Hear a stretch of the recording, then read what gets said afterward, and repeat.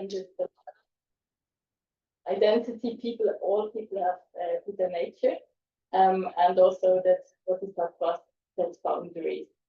So I'm very happy to learn more today, and I'm very happy when Nicole is sharing her wisdom. Some organizational things. It's very hot today, so please drink enough water. And if one wants a hand fan, Andrea has many to share.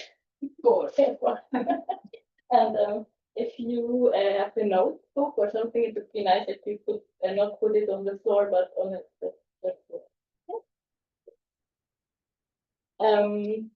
The schedule, so we will have the session until 12:30 with a break in between. Then we have lunch here, or you can go outside. And then afternoon session 2 to 4, and the same tomorrow. And I asked one thing, we have this camera that people can see, so people online can see us in the room, but this is not recorded, so don't worry if they are on it. We just want to make everyone feel more inclusive in our lockdown. Yes, I think this is everything from my side. Thank you. Thank you so much.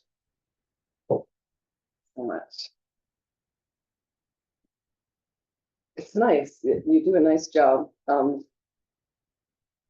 go to so many centers, and sometimes there's no one who says anything. You know, new people come and they're like, it's a little scary at first. You come to these centers, and people come and nobody welcomes. So they do a really nice job here with that. Thank you.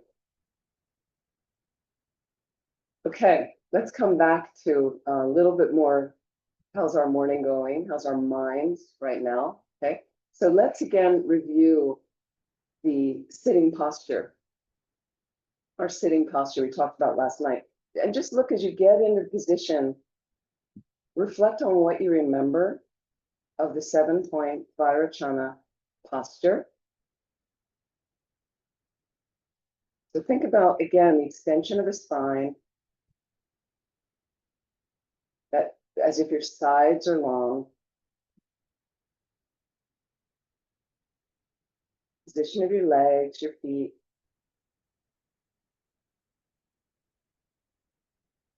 Position of the hands.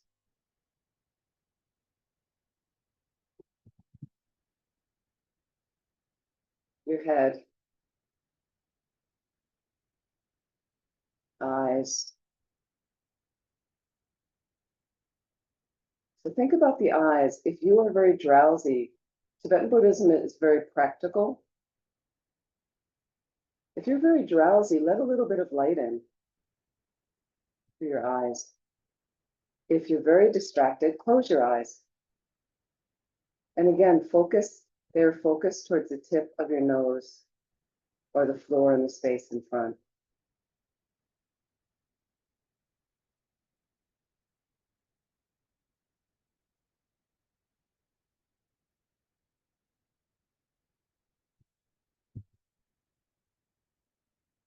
And then your lips, teeth, and tongue. But mainly you'd like it to come from a relaxed place.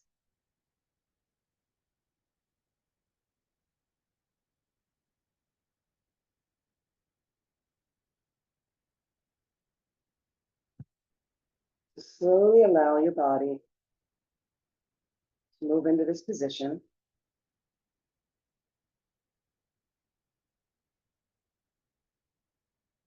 As a normal natural breath is moving through your system.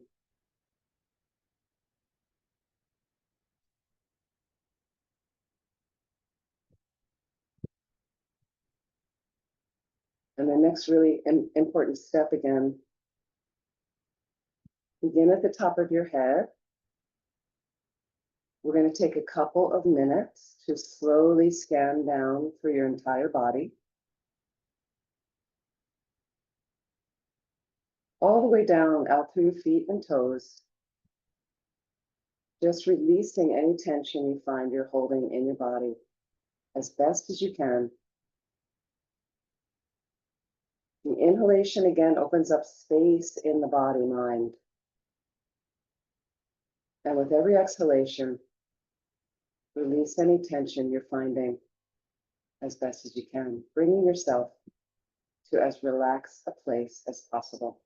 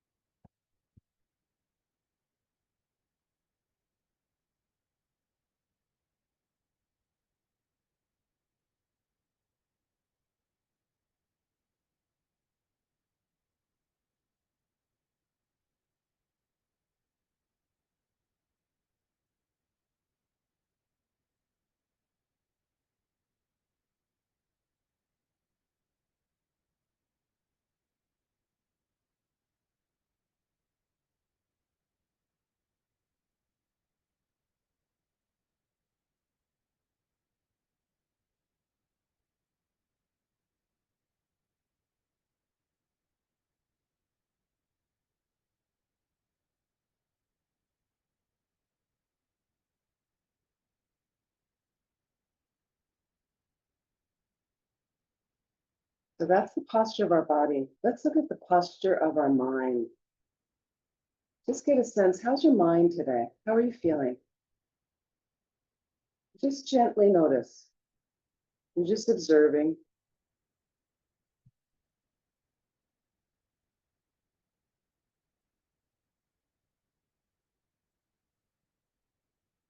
So if we enjoy how we're feeling, we can enhance that. And if we're not comfortable with what's arising in our mind, we can shift that by the nature of our motivation. So please reflect. And so this is a Mahayana motivation, Mahayana idea. Mahayana meaning greater or universal vehicle. That's this tradition of Tibetan Buddhism. And the whole focus is on benefiting all living beings. Benefiting all living beings. So that's pretty exhausting and pretty impossible as a limited human being. But imagine if you could become a Buddha, fully awakened being, fully realized, enlightened. You would have an omniscient consciousness, all-knowing consciousness. You'd be free from any fears, any limitations. A mind that is not only completely blissful, but that has every positive quality fully developed, like wisdom, compassion, loving kindness. And every moment you're happy to serve, and you're fully empowered to benefit all living beings. And that's how you are every day. All your thoughts directed in that way. All of your speech acting to help others. All of your actions. Everything beneficial. But again, for the real purpose, to help all living beings. Can you imagine?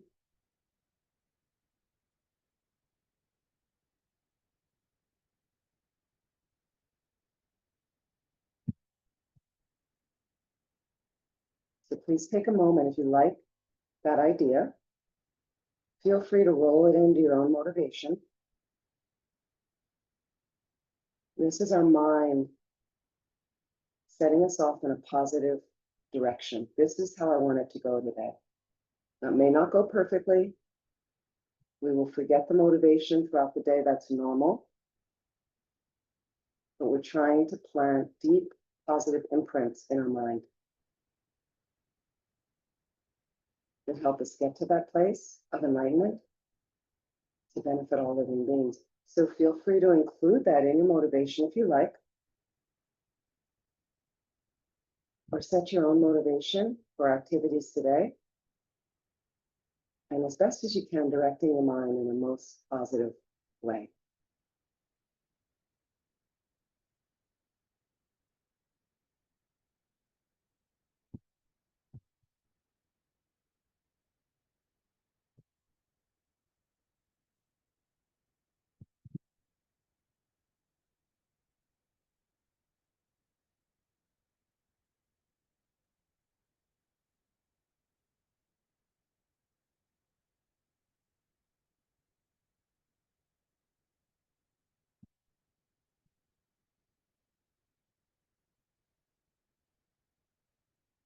These are simply components to set up your own meditation practice. As I mentioned last night, it's essential to get on the cushion. You can use a chair, but to get on that seat and begin to start to look at your mind. If you want to be happier, that's one of the keys, one of the foundational parts. And I know it's hard. So again, just think about, establish a place in your home. Keep it simple. Start with 10 minutes if you can a day. You're not, because it's not familiar. Make a cozy little nest for yourself there. This is where you do some deeper work and you want it to be comfortable. You sit down, find the best posture that you can.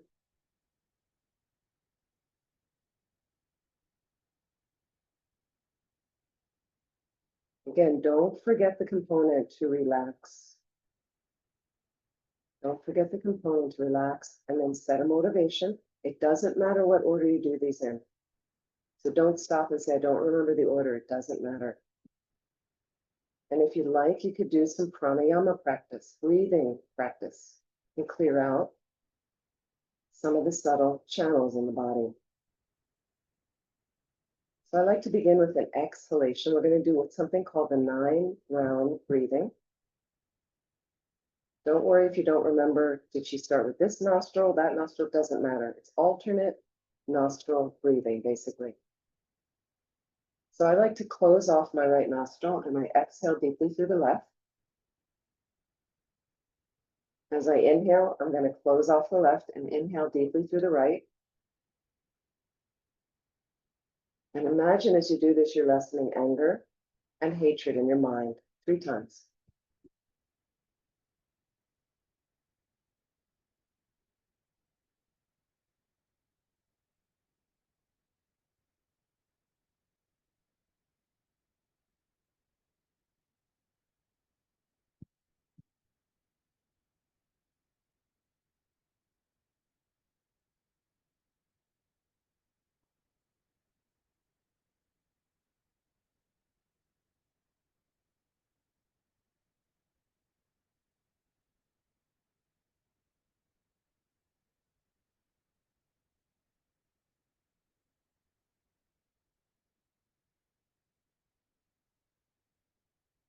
In our next round, we're going to exhale deeply through our right nostril by closing off the left. Then close off the right and inhale deeply through your left nostril. And imagine you're lessening attachment and desire in your mind 3 times.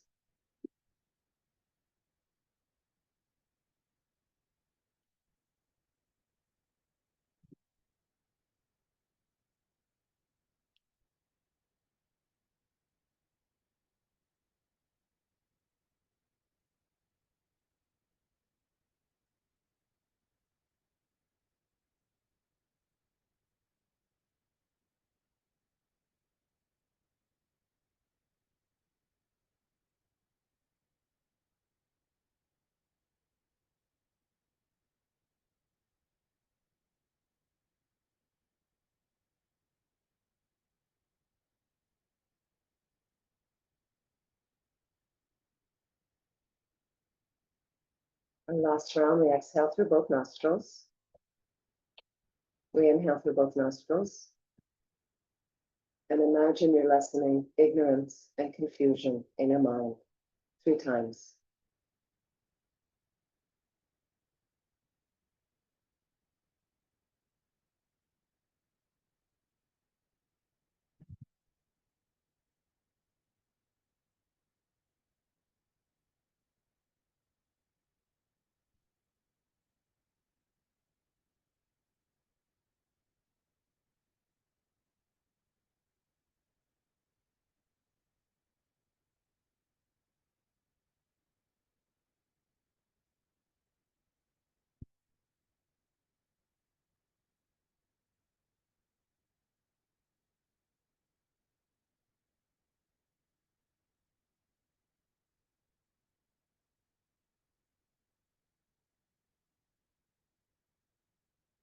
Then just rest your mind on your breath. So it's a great settling place to start. Sometimes if you're new to a meditation practice, good enough. You just stay 10 minutes and the mind will wander off. It's very natural. Don't give up. Meditation, you're simply becoming aware and bringing the mind back to the breath. So if you'd like to focus on the space just outside the nostrils,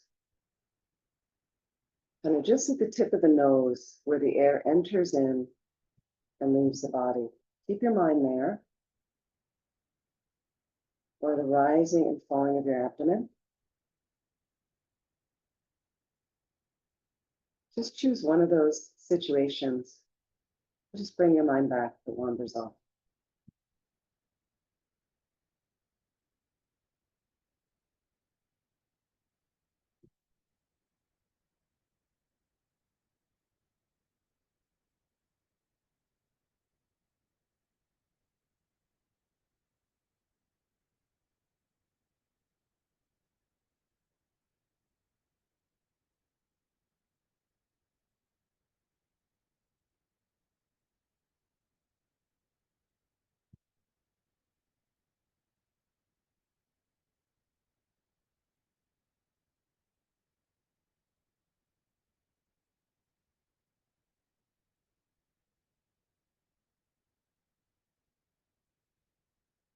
So some people like to count their breaths. 1 inhalation, 1 exhalation counts as 1. See how far you can count before the mind wanders. And then just simply become aware. Bring it back to the breath and begin counting again at 1. Just try your best.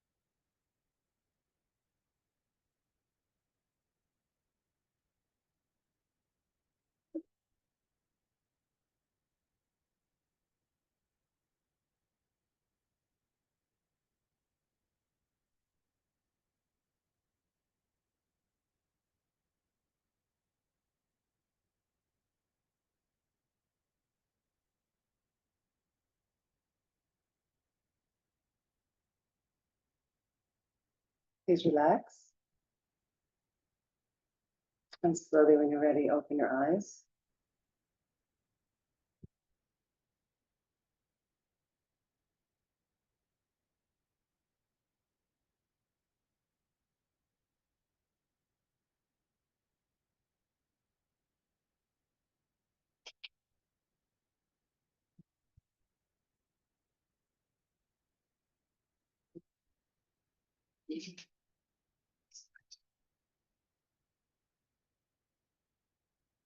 So again, and don't forget, so just looking around the room, the hands are up by the navel. They're not down in your lap. You could try. You see Lama Zopa Rinpoche sitting in videos. Again, it's an alert posture. So you want to try, again, that method and wisdom, the reminders, method and wisdom, your arms. That if you feel your shoulders are a little tweaked, imagine your shoulder blades going down your back. Extension of the chest like that. You try. But again, through practice, the body becomes more comfortable in the posture. But it takes time. It takes time. My first 10-day course at Kopan Monastery in Nepal, I was much younger. Oh, thanks, my dear. Thank you so much. That's great. Oh, this is good. Yeah. We used to do this for the lamas when it was really hot and when they would teach. Just put a wet rag in the freezer. That's a dream. Thank you. At Kopan, 10 days, I was much younger, but the body even starts adapting. Again, we were sitting all day. We were in these sessions all day. So think about over time, your body will adjust. Your body will adjust. At the beginning, it's very uncomfortable. I understand. Like I told you, I couldn't sit for more than 10 minutes like this. My knees were screaming. Couldn't. So again, feel free to adjust your posture at any time. I will give stretch breaks. We will take a break in this session as well, longer break like that. So it's very normal. So don't give up and be like, I can't do this, I'm uncomfortable. But you can also sit in a chair and meditate. The main things are, try not to be kind of on the living room sofa. It's in the middle of your space. You have other habits there. It's kind of a trafficked area. So you're not going to build up that little nook you go to when you need to do your work like that. So it's possible. People have space. Some people don't in small apartments in cities. I know it's challenging. So what I wanted to mention, that's just a standard beginning if you're new to meditation, a few components of, because what happens is you come back from a busy day working, or you're remotely working, but you're trying to disengage and you go, now I'm going to do my practice. So we're jamming a lot. And maybe not as much in Switzerland, but people in the States are some of the busiest people I know. We get very little time off. We have a very poor safety net. So people are pretty stressed there, right? But other countries where I teach, the same. People are jamming, they come back, they've been in traffic, or they had some kind of disagreement at work. And you come in and then they sit down in the seat. Yeah, now I'm going to meditate. So again, that's why I took that time. Because you sit down immediately and think the mind will be cooperative. So you want to give it space. I'm kind of like, as I sit down, just noting, feeling my body, sitting down. What happens is once you get more familiar with that, the body just pulls into this position. You feel comfortable immediately, used to it, or whatever kind of comfortable seat you make. Okay. But immediately that don't take a lot of time with that anymore because my body's just used to it. So it's just like, okay, here we are. But it's a little bit of now my body telling my mind, this is my deeper practice session now. We can practice all the time externally, but now I'm going to do some meditation. That's what my body starts telling the mind. Hello, I'm quieting down now. Okay. So then I said, the second thing is relax. We forget that. So it's a really important component. It's only 2 minutes. You could either scan your body or you can just notice places you're holding and just really let it go. Let it all go. You have all these thoughts. We were talking yesterday. Who was saying about all the negative thoughts?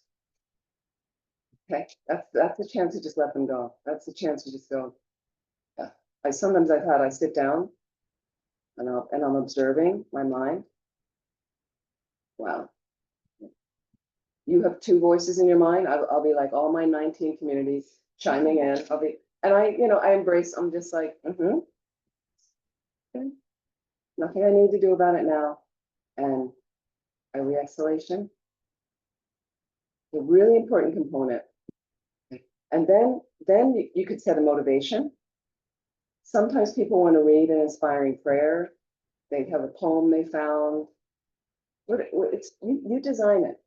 It's your mind, you design it. So we have some structure that could support, but then you try different things in the structure.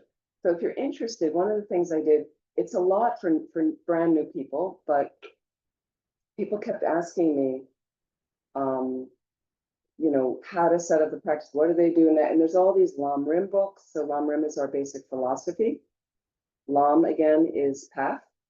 Rim, stages of the path. Includes all these topics. We'll talk about some of them this weekend. And, but there's so many different Lam Rim books, it's like, what do I do? Where do I start? And then we hear about meditation on the Lam Rim. What does that mean? How do I do that? That. And so what I did is finally I made a sheet of components, instructions with links. So it's all in English, but some of it may be translated. There may be text translated into German and things. So what I did is, this is Lama Zopa Rinpoche style, because that's my tradition. So starting off with some preliminary, they're all small booklets. Usually they're very small booklets. Bing, bing, bing, bing, bing. And so different things you could try. And I asked if people want to try, is try one of the booklets and you read, and some of them come with commentary. It's all very well explained in the booklets.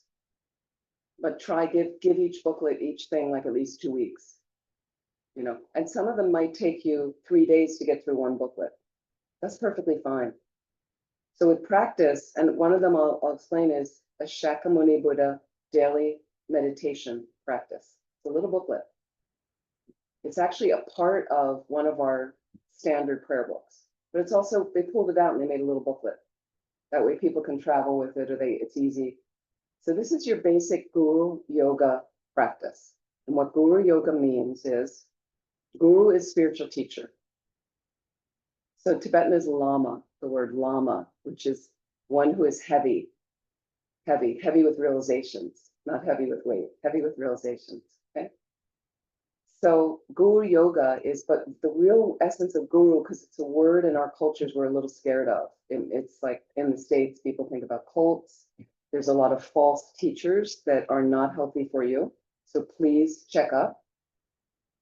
It's not necessarily authentic lineages.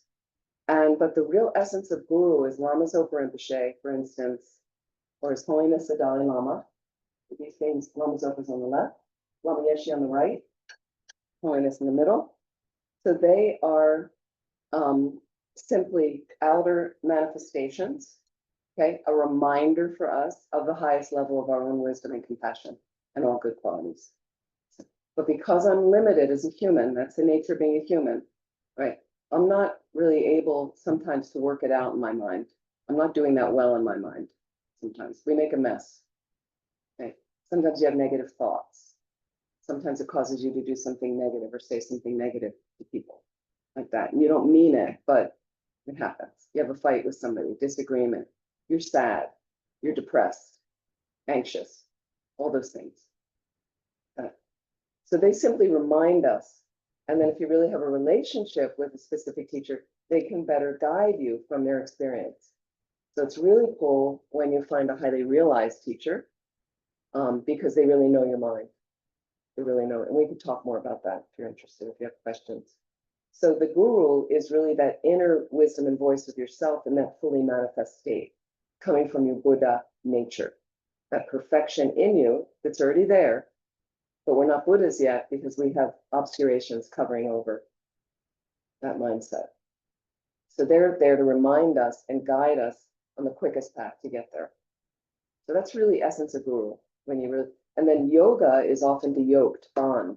So I want to bond myself to that kind of highly realized mind. right? So that not only can I be free of all fears, completely blissful, but in this tradition, it's all focused on now I can unlimitedly help all other beings and lead them to that place as well. Does it make sense? Okay. So the Shakyamuni Buddha practice booklet is the second thing I have on the list. So I tried to do some of them in order. The first thing on the list is what Lama Zopa Rinpoche likes us to do first thing in the morning. It's a small thing. It has a commentary. And all it is a scanning. You read verses of the Lamrim, very scanning, and then you read some Lojong verses that are very powerful for the mind, really with thought. And then the second part of the book are blessing the speech. So there's various mantras you can do if you like, to bless your rosary and to bless your feet and your speech, so that all the mantras, everything you do that day, your speech is powerful and other things. So and then it tells you the back of it, the commentary of what's this about. So you can have a look at that. And so the Shakyamuni Buddha practice booklet is a little bit longer with motivations. So you're kind of like, I don't really know how to motivate. Just read a few sentences of one of them. Good enough. You don't have time to read the whole thing? Doesn't matter. Read a few sentences and really think about it. Right. One of them starts with how fortunate it was that I did not die last night. Like, so if you just take that line alone and you kind of breathe, go, it was great that I didn't die last night. Like, because now I can be here. Like, but really soak it in. We're going to do that meditation in a moment. And then what it does is it goes on standard Guru Yoga practices. This is the fundamentals of our practice. There's short Guru Yoga practices, medium length, like Lama Tsongkhapa Guru Yoga, and then long ones, Lama Chopa, something the centers often do once or twice a month. Okay, and they're all similar components. So you're visualizing an aspect of the Buddha, or the Buddha himself. In Shakyamuni Buddha practice book, it's the Buddha, and it describes the Buddha and tells you why are his lips red, because he teaches out of compassion. He sits on a throne, beautiful jewel throne, each corner 2 snow lions. So there's 8 snow lions around him. That represents his fearlessness. So it tells you a little bit of, then it has more meaning for you. Okay, so it always has a description of some aspect of the Buddha, right? Then there's inspiring prayers. So then you read these prayers and you go, I don't know what these mean. Then you learn a little bit from the center. What does it mean? You can look up online. What does that prayer mean? What is the 7-limb prayer about? And they're very significant. You read a little bit of what you can, but you have to go to work. You're busy. So you read, then maybe I have to go to work. So stop the booklet right there. You don't have to finish it. Go about your day. Make a little space at the end of the day. Come back and do another couple pages.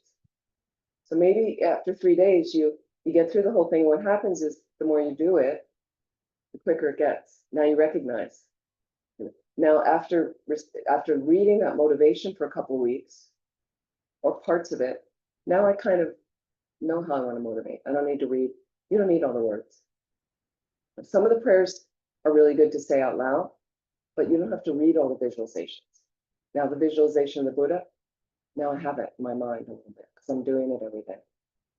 And then what happens is, if you like, and the Buddha in the beginning is unfamiliar to us, I get it, right? But if you like, okay, you can bring that Buddha along with you all day. They're on top of your head, about this high, facing the same direction as you all day. You can remember, okay? So then I suddenly have a problem at work. I'm not liking this person I'm working with, and there's a little bit of tension, but then if you can recall, and I think, oh, Buddha in my head, what would the Buddha do? Sometimes I think, what would the Buddha do in this situation? Or can I just feel a little bit of that light coming down into my crown, a little blessing there? Maybe it keeps me from opening this in a rude way, saying something rude. Keeps me from getting flustered or something. That's your virtuous friend. Another meaning of guru, virtuous friend. Think about it, virtuous friend. We have a lot of friends, right? And you ask them for help at times, right? You ask for some guy, you're struggling with something. You run something by them, we say. Right. How are their minds? Are they clairvoyant, your friends? Right. But think about it. We go to these people, but then we don't want to kind of get into Dharma practice where there's a virtuous friend, somebody that really knows high level realization. So it's something to think about. So what I want to turn to now, I want to ask Lars, please, if you can show me, what you normally do, your preliminary prayers, because we often have some nice prayers in the beginning, and some of these you can learn and include in your practice. Thank you. Okay. So what I want to do you have the 7 limbs? And if you don't worry. I have it on my thing. So let me bring up, I just wanted to see what you'd start with. Okay, what I'm going to do is let's stop that share, and I'm going to bring up a couple prayers I just want to introduce you to that are helpful.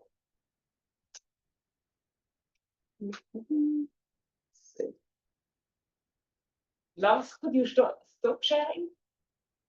Yeah, I think you did. Okay. Hang on one second. Okay, here we go. We're just going to try a little bit of this. I'll just show you a couple things.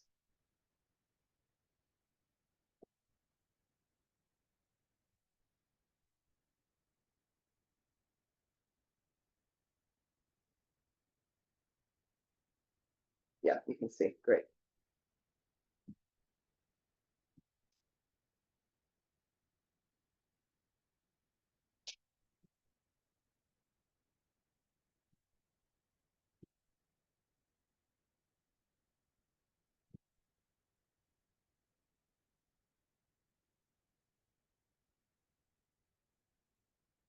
So what's helpful is if you want to imagine when you come into teachings generally, that you have some images here, which is great. Beautiful, beautiful tanka.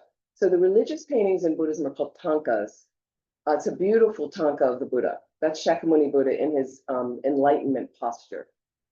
So he's got, his left hand is in his hand. Usually it's holding a begging bowl or something, but that's a meditation posture. It's great. See, the right hand is down by his right knee, and it's technically touching the moon cushion on which he sits. And but it's what's called the earth touching mudra. Earth touching mudra. Does everybody know this? Am I repeating things? Is this okay? Okay, I didn't want to do too elementary here, but this is great. And so as you know the story of the Buddha, if you don't, we can talk about that later. When he got enlightened at the end, he still had subtle veils of obscuration to omniscience. So he had removed all the gross delusions. That's what we're talking about this weekend. Got rid of all these gross delusions, but there were still subtle veils to omniscience. And then he sat down under the Bodhi tree and said, I'm not moving. And this is it. And that last night, all the last demons came and tried to so desire came, and they brought all these incredible goddesses, and he didn't move, nothing. Then anger came, and they tried to shoot arrows at him and kill him. And just by the nature of his meditation without moving, transformed them all into flowers that just dropped at his feet. And so the whole night was in this deeper state of meditation. And then finally at dawn, these last kind of beings were like, why should you get enlightened? Who do you think you are? And then finally he touched the earth touching mudra, and said, because of all the rebirths I had that were poor witness to all the effort I made in my, and that was it. He became Buddha, enlightened, fully awakened being at that moment. So it's a beautiful tanka. You see the snow lions at the bottom of his throne. So he's got these little lion creatures there of his fearlessness. And so you want to imagine, for instance, as if the Buddha's in front, we come into a Gampa, we have the images of the Buddha, which just really is a manifestation of our own ability to get to be there one day, to be that, be completely free, okay? And then often there's motivational prayers that are read. So I just want to show you the first one. I'm not going to read this whole prayer, but we're going to recite this. And this is standard when you have a teaching. See this first paragraph? We're going to recite this one time. And what you're doing is you're kind of saying like, okay, this amazing being, I prostrate and make offerings and go for refuge. So I'm humbly, prostration is about creating humility in your mind. So what you're saying is like, I don't really know everything and I'd like to learn. So I'm going to try to listen well, and I make offerings because in ancient days, what it signifies, in ancient days, the people would go thousands and thousands of kilometers, save, prepare, and work, and get their most precious jewel. Okay, and then they bring it like across country. They heard there was somebody was going to give a Dharma teaching, because there were monks and things like that, but it wasn't for regular lay people. It was very rare that they could get teachings, and they would bring their most precious jewel to get one line of the Dharma. Like that's how precious it was, if they had the ability to do it. So we make offerings and visualize like now, and they make water bowl offerings here, beautiful bowls they have. And they can teach you about why they set that up. The bowls represent things on different levels, like our joyous effort to want to do something virtuous in practice. It represents our prayers, our merits, our virtues, our wisdom, our good morality, our meditative stabilization, things like that. That's what the water bowls represent. And so we visualize just making these offerings, gesture, so that I can receive some teachings, and that it'll go into my mind somehow, you know. And then go for refuge means, where do I seek protection from more suffering? Because we suffer, and what happens is we end up, when we suffer, the natural thing is you go to your friends and family. What should I do? Can you help me? You know, I'm in pain right now. I'm not doing well. So that's normal. There's nothing wrong with that. But we ask for their advice. So unless they have unlimited minds, right, the advice is always going to be limited. And a lot of times the advice is according to their agenda, what they want you to do. So you have to think about it. Now, it's natural to do it and to get, and some of them you believe are wiser than you. They have more life experience. Great. So we get some idea. But really, what about the Buddha? Do you think Buddha, Dharma, Sangha? Dharma is the teachings. Ultimately, the teachings on emptiness, the nature of reality. That's what really frees us. And then Sangha is the spiritual community. So more traditionally, it's monks and nuns, and even fully ordained monks and nuns. But you also have a kind of small s Sangha here, your community here, and that can be very helpful. So, so when you think, so that's what refuge is really like. I'm really thinking about this could be something that's really helpful for me, and on an ultimate level, like that. Okay, so let's recite one time through. You will welcome to join in if you like. You don't have to. You want to think that, so that image is there, but we have images in the front, and that Buddha is there, shining that radiance down on us all the time. Guru, teacher, Bhagavan, Tathagata, Arhat, perfectly complete Buddha, perfect in knowledge and good conduct. Shugata, knower of the world, supreme guide of beings to be subdued, teacher of gods and humans, to you, Buddha Bhagavan, glorious conqueror Shakyamuni, I prostrate and make offerings and go for refuge. So all those words basically mean like you of the highest ability. Okay. So often what we do before His Holiness teaches or standard teachings, they recite that 3 times. Often they do in the Tibetan. Then they have these other verses that are kind of praising the Buddha. And then you have some beautiful general teaching prayers. So let's look at this one. This is a really lovely one called the 4 Immeasurables. Some people are familiar with this. 4 Immeasurables. Okay. And in this order, so when you wish others to be happy, that's immeasurable love. When you want them to be free of suffering, that's immeasurable compassion. When you want them to never be separated from happiness that doesn't know suffering, that's immeasurable joy. And equanimity is the last one, immeasurable equanimity. So they're immeasurable based on, I don't want to limit these prayers. So you can even imagine from your heart center, you see it here in the room, rays of brilliant light go out to all the beings around the planet who really need this help. Okay, so I don't want to limit that, just that wish from my heart, wish from my heart. And then the second part, it's also immeasurable based on all the beings you want to send it to, countless beings. Why limit it? Why just say with my best friend? What about everybody in this room? What about everybody in Zurich? Everybody in Europe? A lot of people need help. I just imagine, I don't know all these people, but you just imagine sending that out like that. Why not send that ripple out from this room? You know, we are part of the planet. We're part of the world. So if we have this little pocket of peace here, does it not have some effect globally? It definitely has an effect. Do you ever notice, if probably don't have this much in Switzerland, but did you ever notice if you're around somebody that's quite hostile and angry, and how that feels to be around them and people move away from them. Like, and it could be that you don't even, they're not looking at you and you're standing on a train platform and, but you see, and so that goes out. So why not from here? Like that. Where I'm from, there's a lot of hostility in Philadelphia, but today, so I was so excited when I heard this. You may have read on the news, probably not as much over here, knowing, but today there are massive protests in the US in some major cities against Trump's military parade in Washington, D.C. And so it ends up that the hub of the cities, the one that's live streaming it, happens to be where I'm, is Philadelphia, for somehow got designated. So I was very excited, but Philadelphia has a very heavy presence as well. It can turn very violent. So we're really hoping.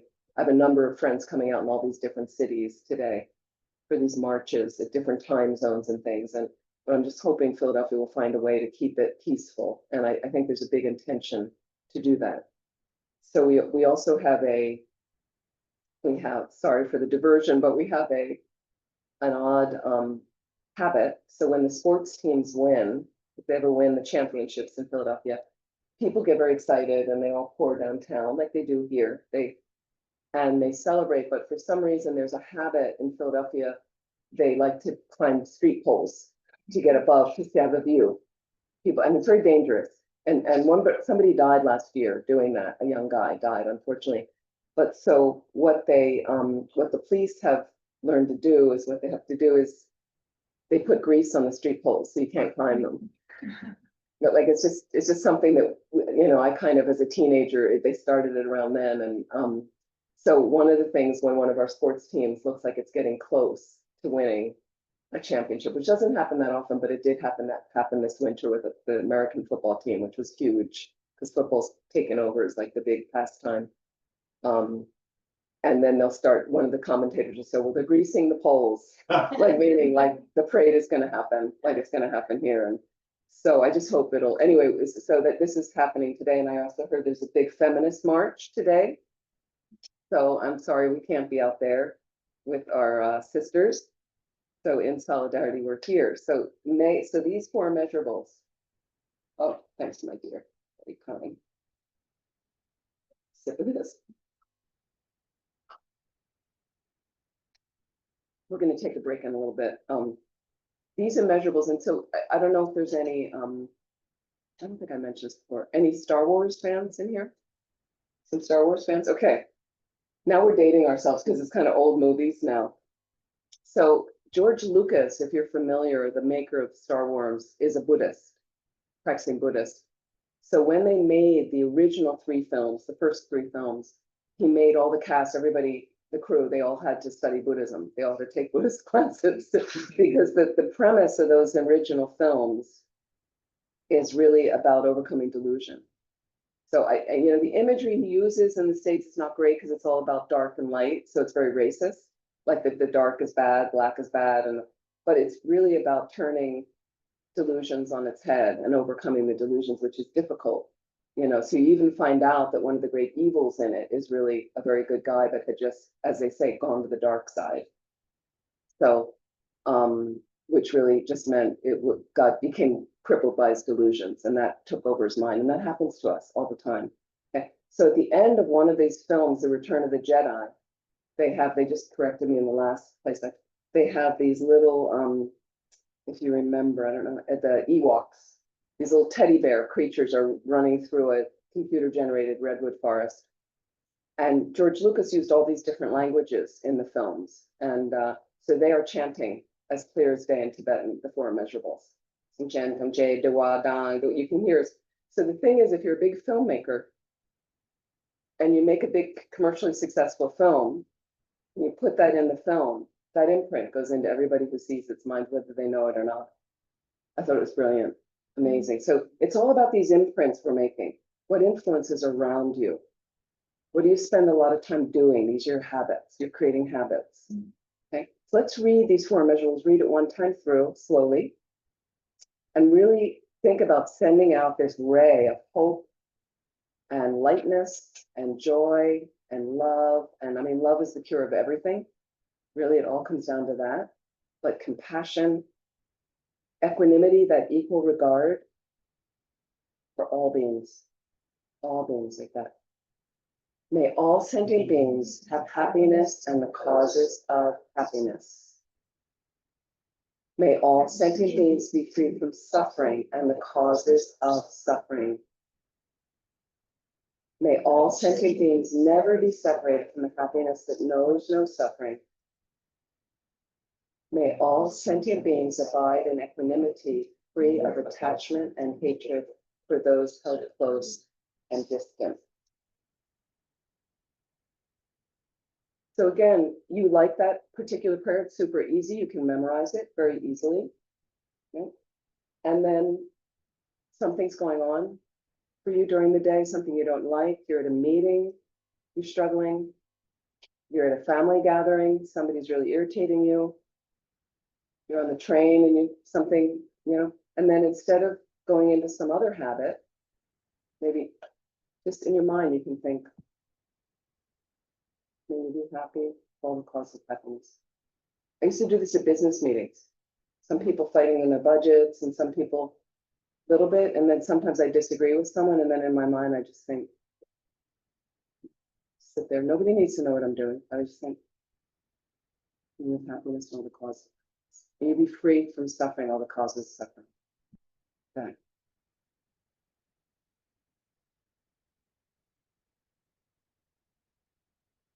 So then we often go to the 7-limb prayer.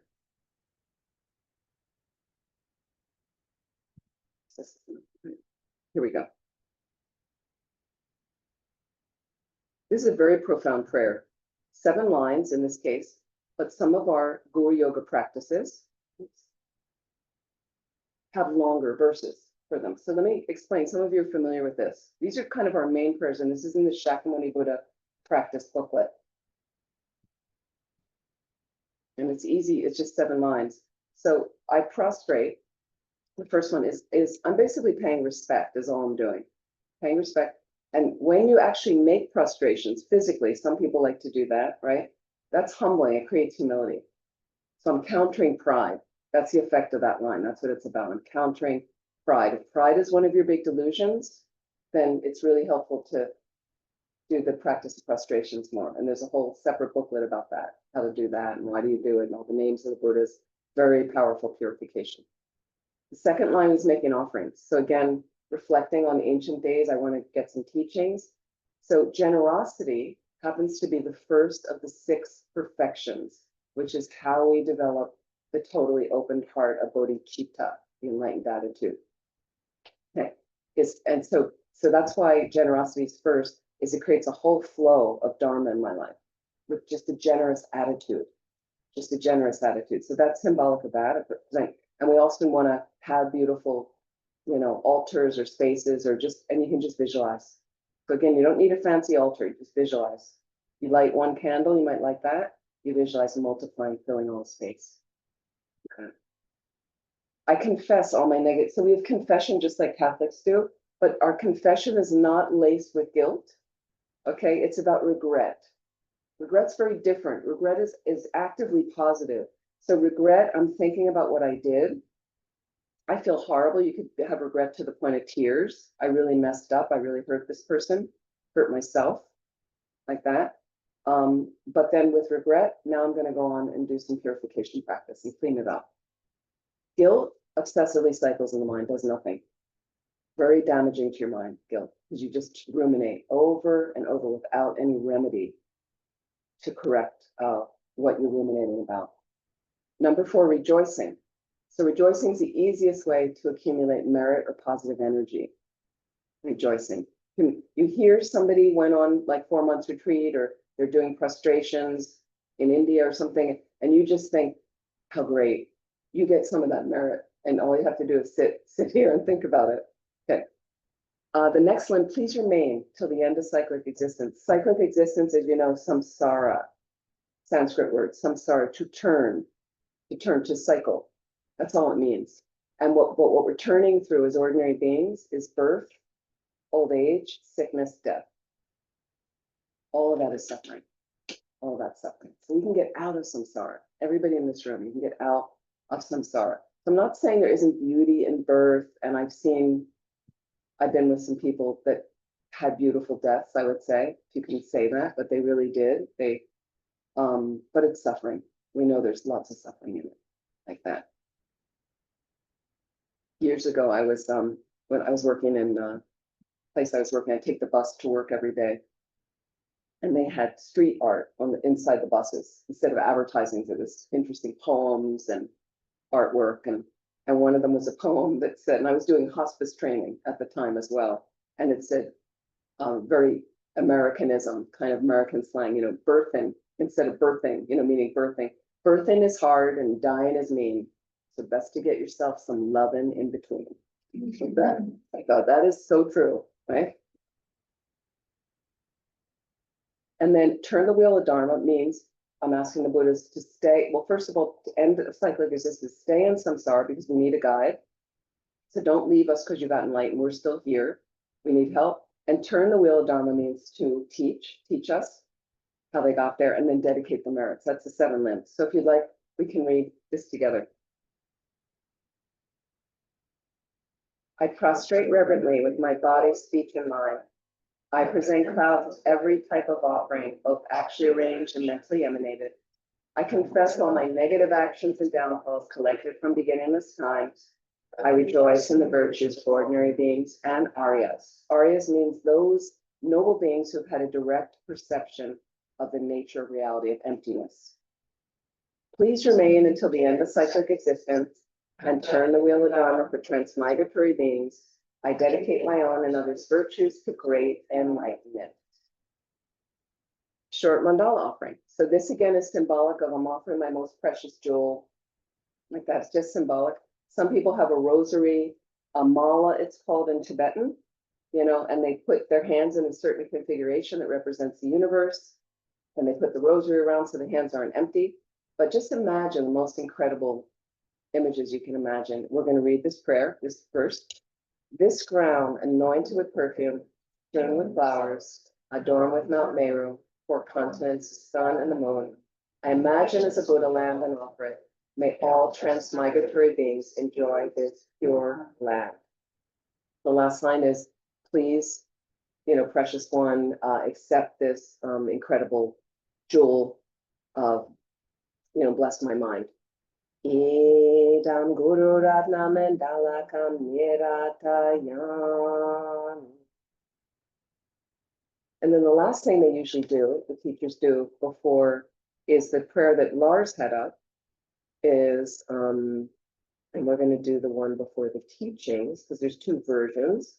So this one here, you look at this prayer, taking refuge in generating bodhicitta, is one that you would do in your own practice. So you see the 3rd line, by my merits of generosity and so forth. And this is our standard, like if you just want to get a little sense of being Buddhist, don't worry about the other prayers, but you can, every morning you get up, maybe 3 times, I take refuge until I'm enlightened. So we'll recite this soon in English. You can recite the 4 lines, you can recite it 4 times in the evening. But the verse that is before the teachings is slightly different 3rd line. So by my merits of listening to the Dharma. So that's the one we do before the teachings, okay? So feel free if you'd like to join in, we'll recite 3 times. And again, the whole path is included in this 4-line verse. And I think FPMT has some online modules called Living in the Path. I helped create some of those with some teachers. So, and I think there's one of the Living in the Path, they're short modules, a little video and a little exercise. And I think there's one on this verse, so you can get a little bit more meaning. But again, I'm seeking support from suffering. I take refuge until I'm enlightened. Again, to the triple gem, Buddha, Dharma, and Supreme Assembly is Sangha. Buddha, Dharma, Sangha. Okay? And then from the merits I get from listening to the Dharma, I want to become a Buddha to benefit. Transmigratory beings means all of us. They transmigrate, people that go around and around, life after life in samsara, in suffering. Transmigratory, that's what it means. Cycling around, not Buddhas, but ordinary beings like us. So I'm doing it for them. I take refuge until I'm enlightened in the Buddha, the Dharma, and the Supreme Assembly. By my merits of listening to the Dharma, may I become a Buddha to benefit transmigratory beings. I take refuge until I'm enlightened in the Buddha, Dharma, and Supreme Assembly. By my merits of listening to the Dharma, may I become a Buddha to benefit transmigratory beings. I take refuge until I'm enlightened in the Buddha, the Dharma, and the Supreme Assembly. By my merits of listening to the Dharma, may I become a Buddha to benefit transmigratory beings. So I just wanted to, give you a little taste, but is this, have you had this before? Is this okay? You're okay. It's okay. Just wanted to check. I didn't want to repeat too much. If you're like, we already know this, it's okay. It's always good to hear it again. Does anybody just need to stand in place? We're going to take a break in about 25 minutes or so. Oh no, wait, what time is lunch? Is 12:30. Thank you. Yes, so about half an hour. Does anyone want to just stand up? Then we're going to do a little meditation. Do you want to just stand up and stretch or stretch your legs? Feel free. And so that's a wise thing to do in your practice. You're sitting and you have pain in the legs and stuff. Stand up for a moment. You don't need to go have tea and go to the bathroom and all those kind of things, but just stand up and then you sit down again. So just be wise with your practice. Perfectly fine.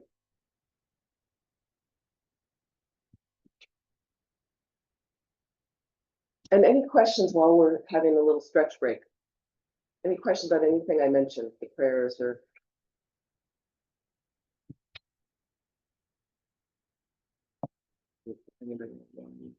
Even online, any questions online? Feel free.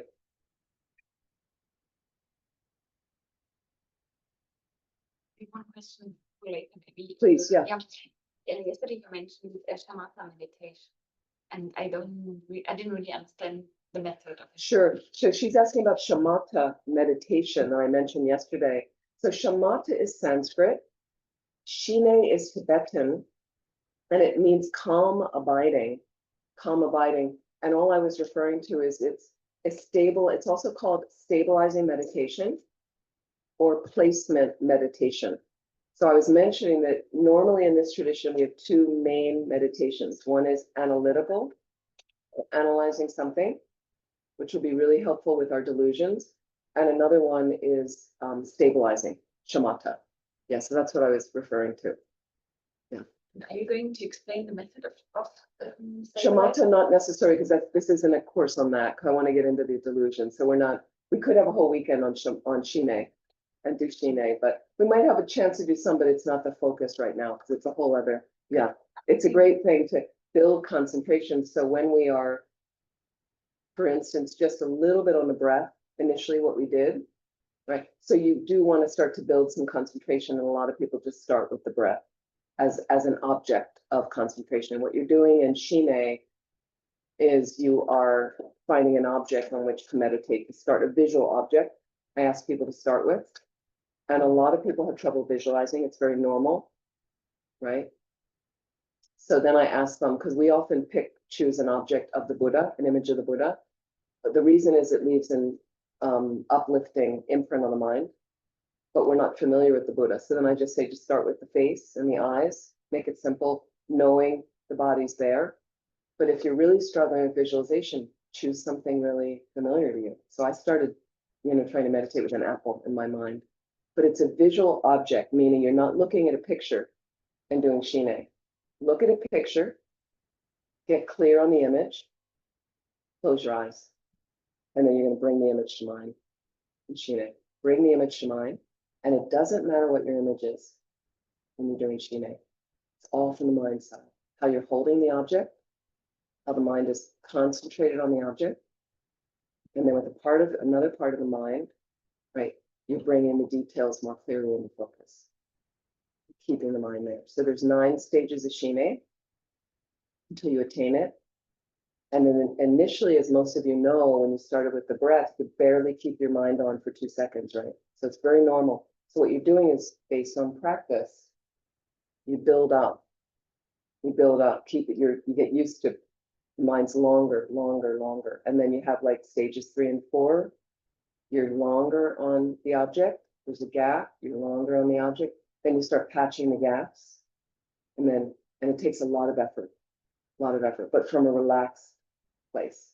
So that's a whole, and if you have the right conditions, and it tells you in the Lam Rim books exactly what kind of conditions you need, what kind of place, but if you're really intent and can set yourself up, it takes some years to set it up. You've got good foundation of the philosophy.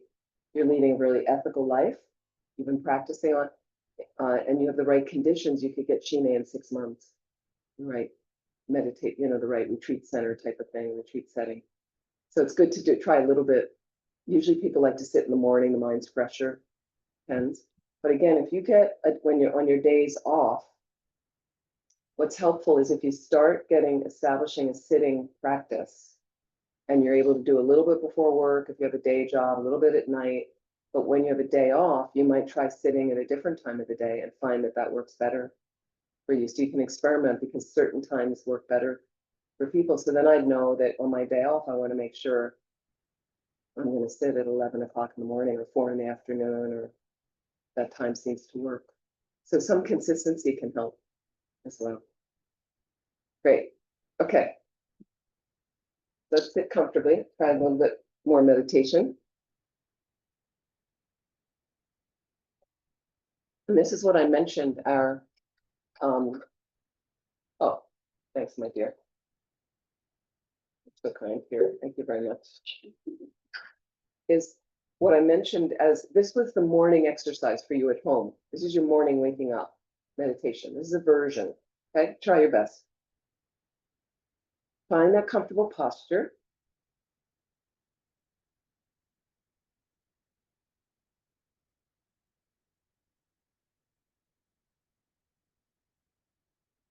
Just allow the mind to settle on the breath for a moment.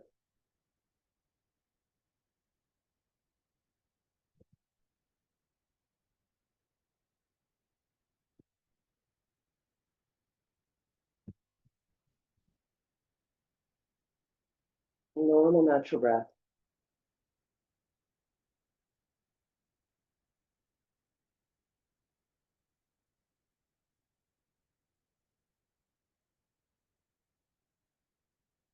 This is a fantastic exercise to begin to counter delusion, negative mind states in your mind.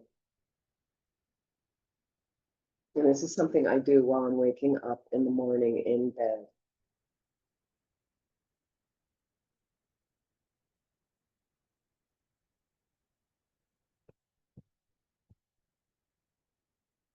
So please reflect, because right now we have every perfect opportunity to practice Dharma.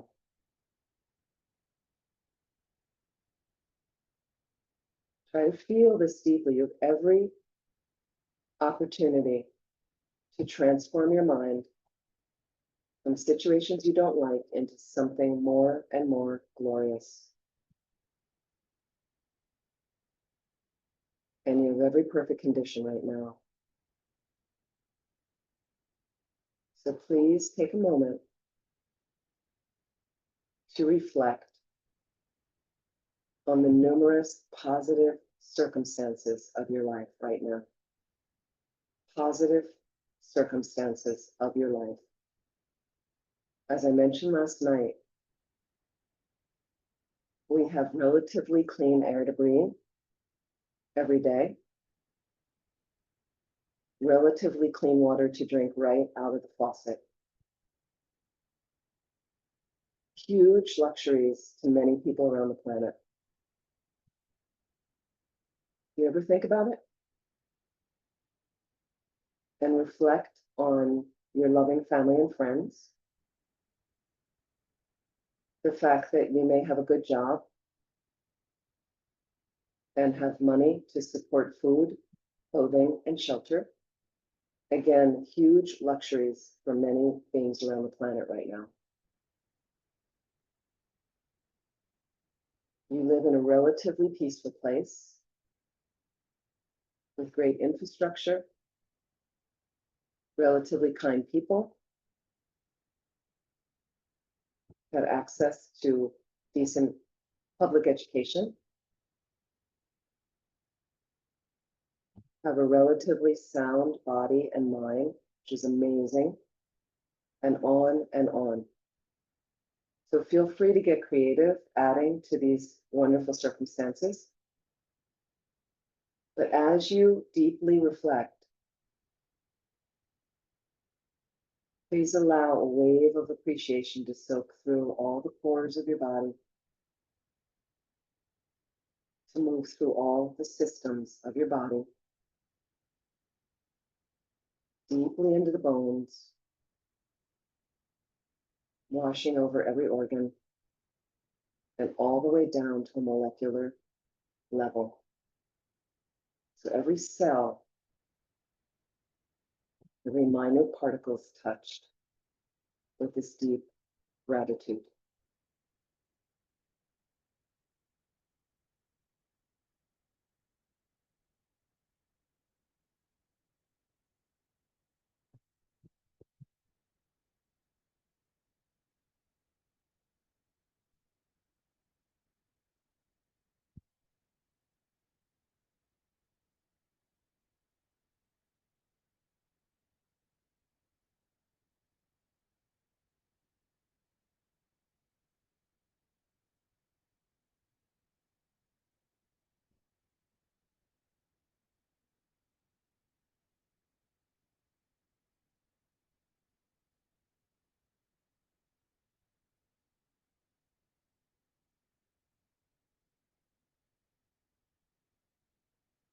And let that appreciation touch every moment, every mental activity. So every moment of mind, every thought, feeling, idea that you have that's running through your mind, every memory. Just feel that your body and mind now are filled with this appreciation. And you have every unbelievable opportunity right now to practice.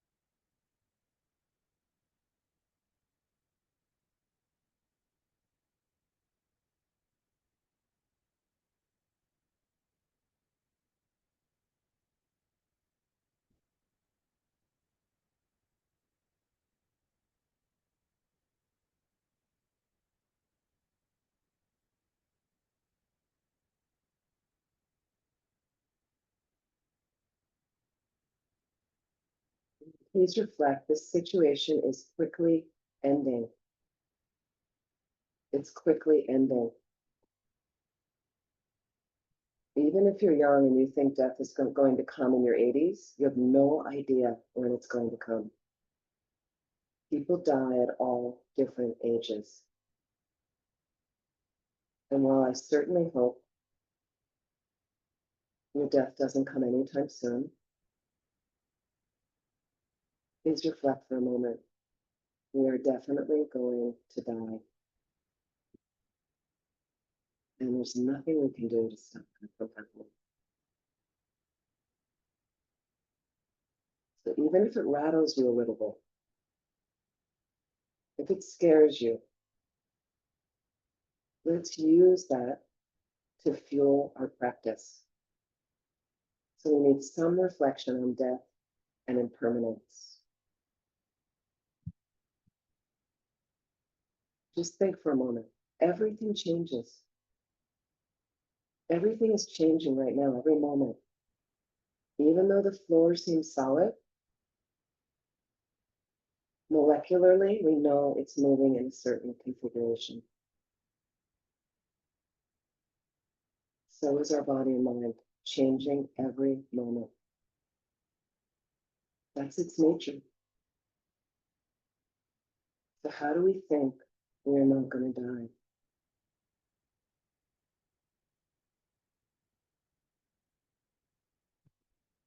Today could be your last day. Just think, today could be the last opportunity I get for a long, long time to work with my mind. So how do you want to be today?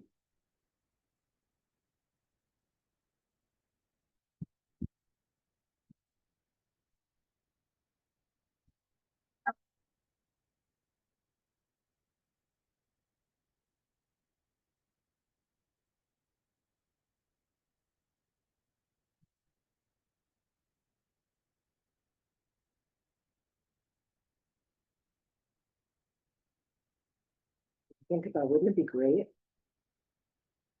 to have many, many kind thoughts today about ourselves and others, which create kind gestures, kind activities for ourselves and others? Doesn't that feel better in general? And certainly better for the environment right around us.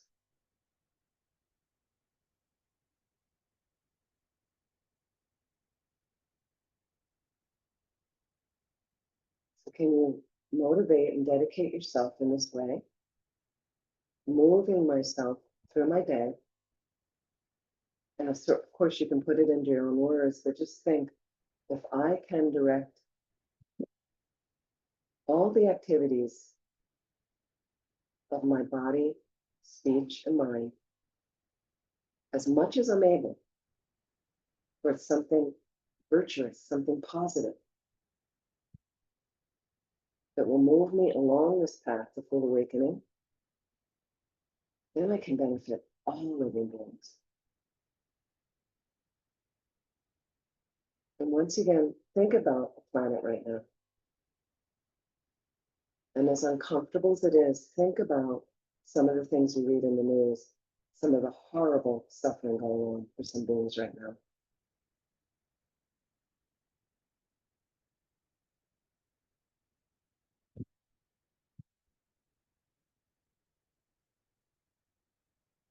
Sometimes it's useful when you see these stories, let it motivate your bodhicitta, that enlightened attitude.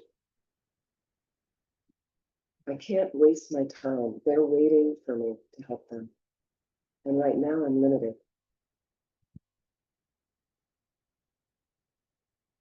But if I can turn up the activity on my Dharma a little bit and maybe move along this path a little more quickly, then maybe I get to a place more quickly where I can unlimitedly help them.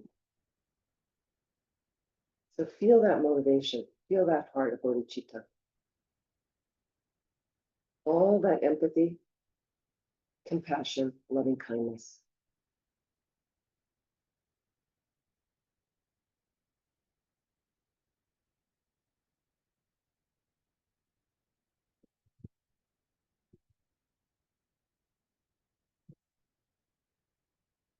And this is how I want to motivate my day.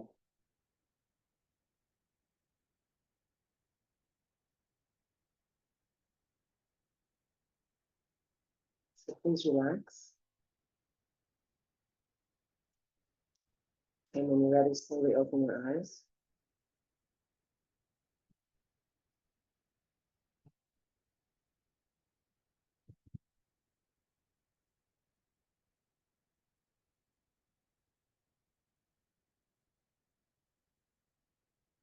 So that was the exercise I asked you to do. Some of you did this morning, wake up in bed. Okay. And it's an untraditional meditation on precious human rebirth, where I said, focus on the positive circumstances of your life. You can eventually start to engage in the Lam Rim by reading some shorter Lam Rim books.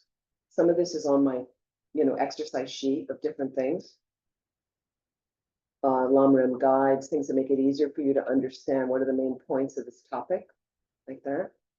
And there's some meditations, some books on meditation, some guided meditations and things like that. So different things you can look at. So if you're interested in that sheet, I can send it to somebody here, Lars, and then he can get it out to you. But again, you know, you look at it and you go, oh, so just again, you slowly start one thing, one item at a time, have a look, see what you think, you know, break it down. Don't take it all at once. It bite-sized chunks. Rinpoche said to me once, bite-sized chunks.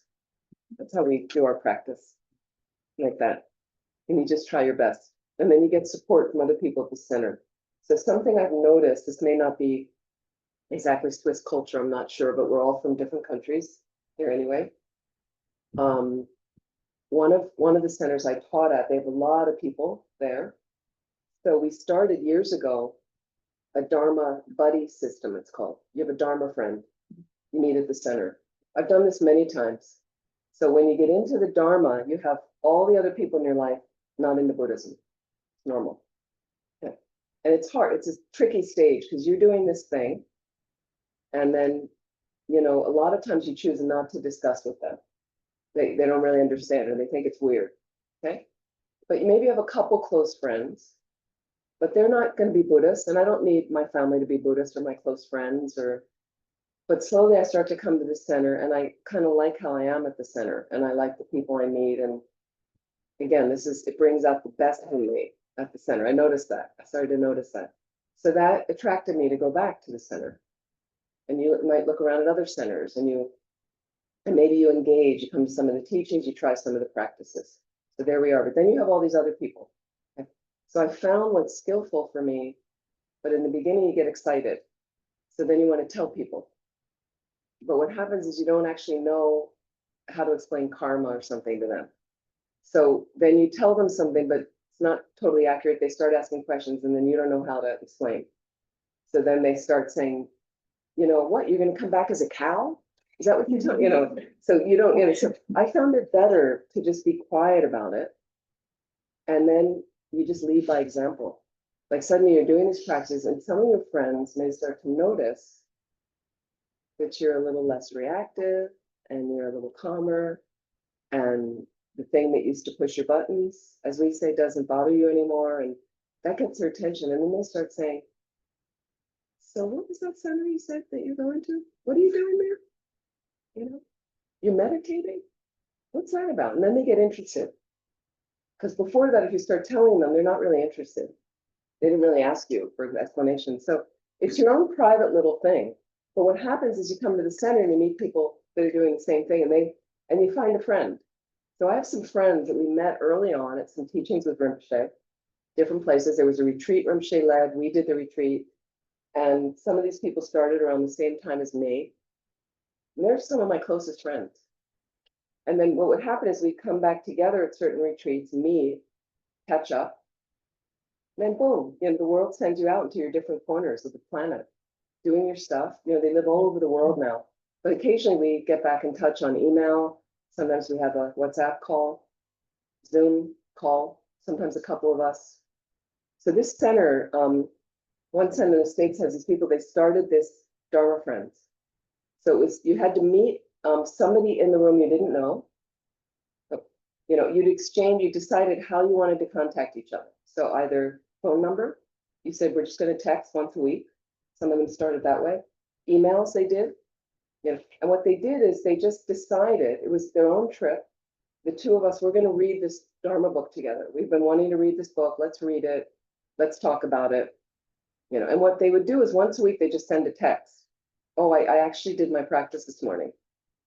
And then, so they got going and they said it really helped them go. So they noticed when they didn't want to do the practice or come to the class, and then the friend contacted them, then they went, yeah, I got to do my practice. Thank you for inspiring. So some years later, some of them are still going, and they said it's made such a difference for them having this person. Eventually, some of the people met. They met at a cafe if they were in proximity. They decided to do something, and then there was some other teaching, and they said, "Oh, Lama Zopa Rinpoche's coming to the center. You want to go? Let's go." You know, bigger teaching, or this other Lama's coming to the center. Let's go, and then you start to form these other relationships that support your practice. Those are the people you can talk to about the practice. You know, I didn't like that video, or this was really inspiring, Or, I read this other book. This was great. This really helped me with this. Or, things like that. Make sense? So we try a little bit like that.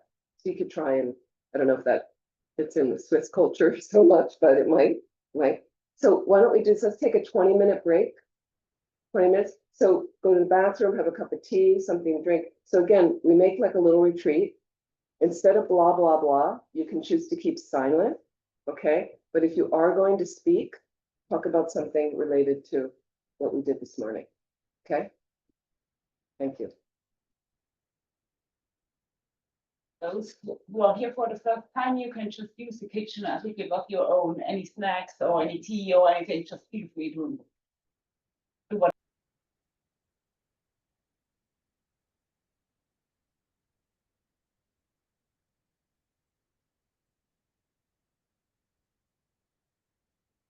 So the beginning is setting up, getting some sense that you can start with number one step, awareness. Awareness. So I just have to start to become aware of what my mind is doing. And most of us are flying through our life experiences with not a lot of awareness. And then something negative pops up in our mind, something negative happens. And then we get very upset with ourselves, or you get upset with someone else, and then you say the wrong thing or you do the wrong thing. And this is what we basically go through life, and we're also motoring through a variety of different experiences with not a lot of regard for others. I'm just going to work, I'm doing my thing, having my meal, taking care of my family, and it's all about the I, me, mine experience. So, and then suffering is merged with it, basically. As long as I don't have that huge heart of bodhicitta, the suffering is there all the time. So for the most part, we go through life with a semblance as we live in our cultures here, and the country that I'm from is we have a relative level of comfort. Okay, and that deceives us. It fools us to think samsara is kind of okay. Samsara is kind of okay. But then you have some other smaller problems arise, and you're not fully equipped with how to deal with it, but you manage as best as you can. But what will happen is then bigger problems come. We lose a loved one, you lose your job, you break up a relationship, you have an illness, things like that. And so how are you dealing with that? And some people manage pretty well. Their eyes are open, they know what's happening, they're aware of their death, they know these things come. Doesn't mean there's not sadness and coping, but you have to look at what are your coping mechanisms. What are the coping mechanisms? So the Dharma tends to sort it all, where you can end up, this is a preparation for our death, okay? But it's not just only focused on that. The preparation for our death lends great meaning to our lives. Lends great meaning to our lives.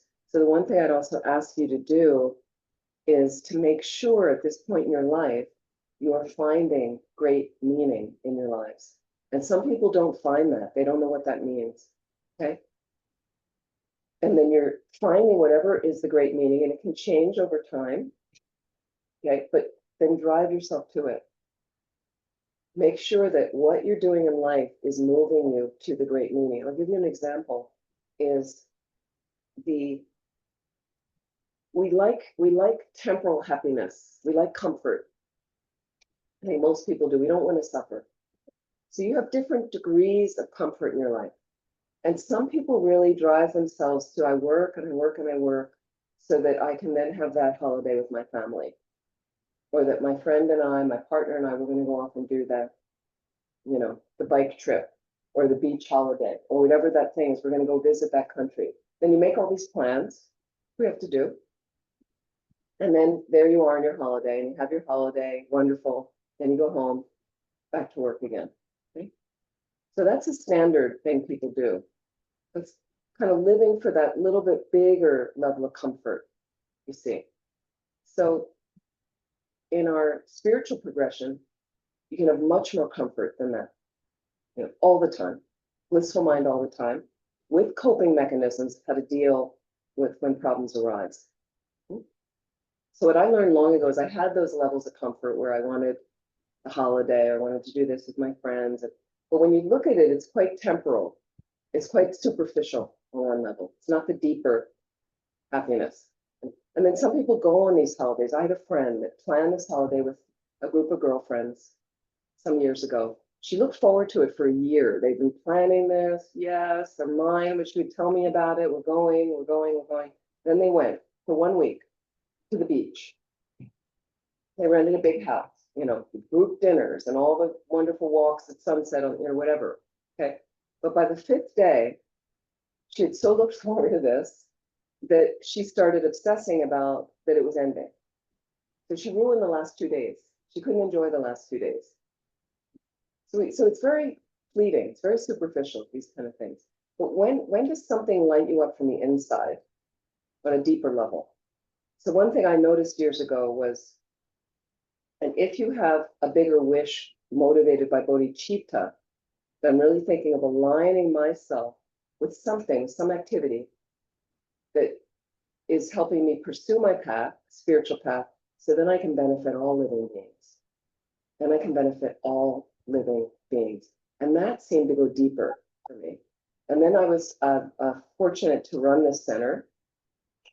Rinpoche had assigned me to the center. Actually, I didn't want to do that in the beginning. I didn't want to be the director of the center, but I knew I could tell here that's what I needed to do.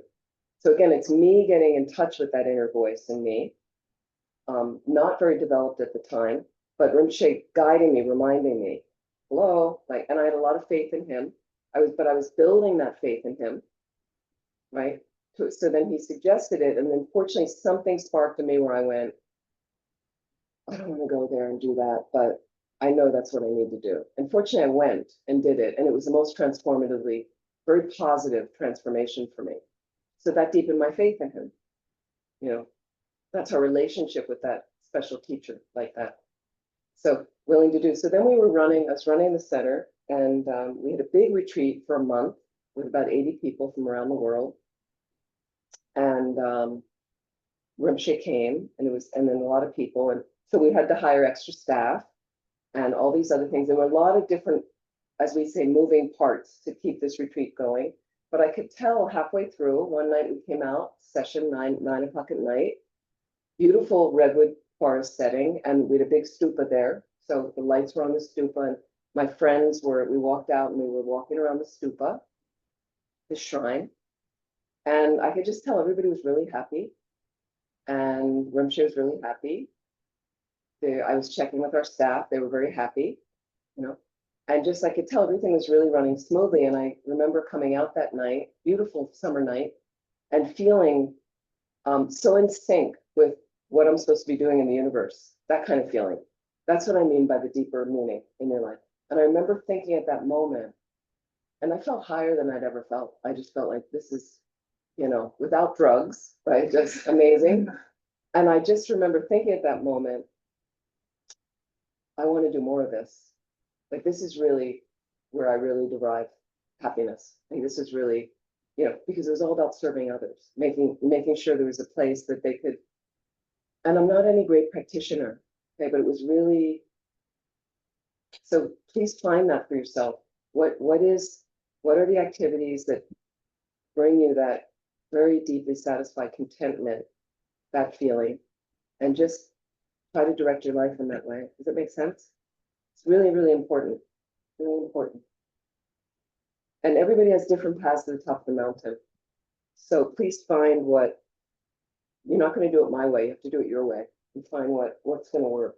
And that's why centers like this are so helpful, because they just present an idea that's different than the rest of the universe, and you can try different things.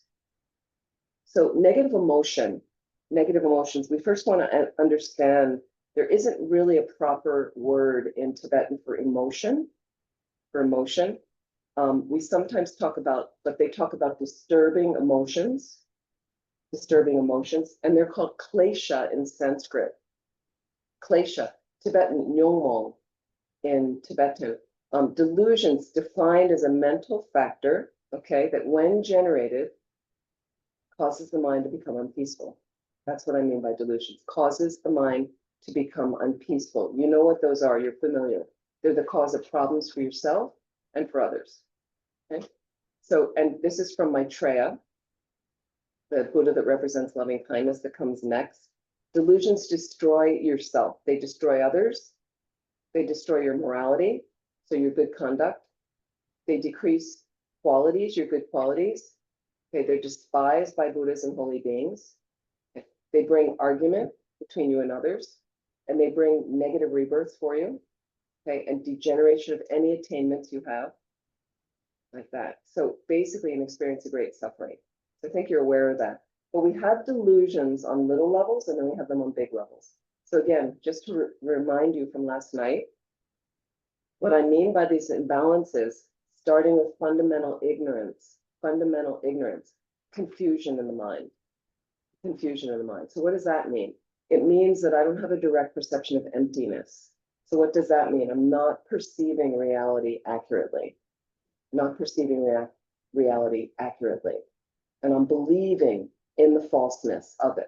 Okay, I'm misknowing reality. And the only reason I'm misknowing it is from a previous moment of that in my mind, and a previous moment of that before that, and a previous moment before that. So Buddhism lines up, discusses the nature of your mind, as we mentioned last night, its real qualities, your mind, consciousness, not your brain, is clarity and awareness. That's your mind, clarity and awareness. We don't often experience the clarity of our mind. Our minds are cluttered, full of busyness, like that. So what we want to start to do through meditation is just get a little sense of how my mind is, you know, and you start to notice that when I can kind of quiet things down, we'll do a little meditation later as well. When I quiet things down, there's actually a space of awareness there, quite clear and blissful. And the more I can meditate, number one antidote to delusion is not only how we set up our motivation in the morning, like I just mentioned, but the first one is reminding yourself again the nature of your mind. It's not delusion. It's not ignorance and confusion, right? But I simply have that in my mind because I'm an ordinary being, pattern, habituated from all these moments of my consciousness, firing from that false view, from the wrong view. Okay? And then based on the fundamental ignorance in the mind, there's sometimes, because I'm not seeing things accurately, I underestimate reality. And when I underestimate, it means I'm not seeing the qualities clearly. So the case of the guy that I worked with that I mentioned last night is underestimating the reality, then it got me to exaggerate all his negative qualities. I didn't get to see him accurately. He's a whole person, he had good qualities as well. Okay, but due to aversion, hatred, anger, right? You exaggerate all the negative qualities.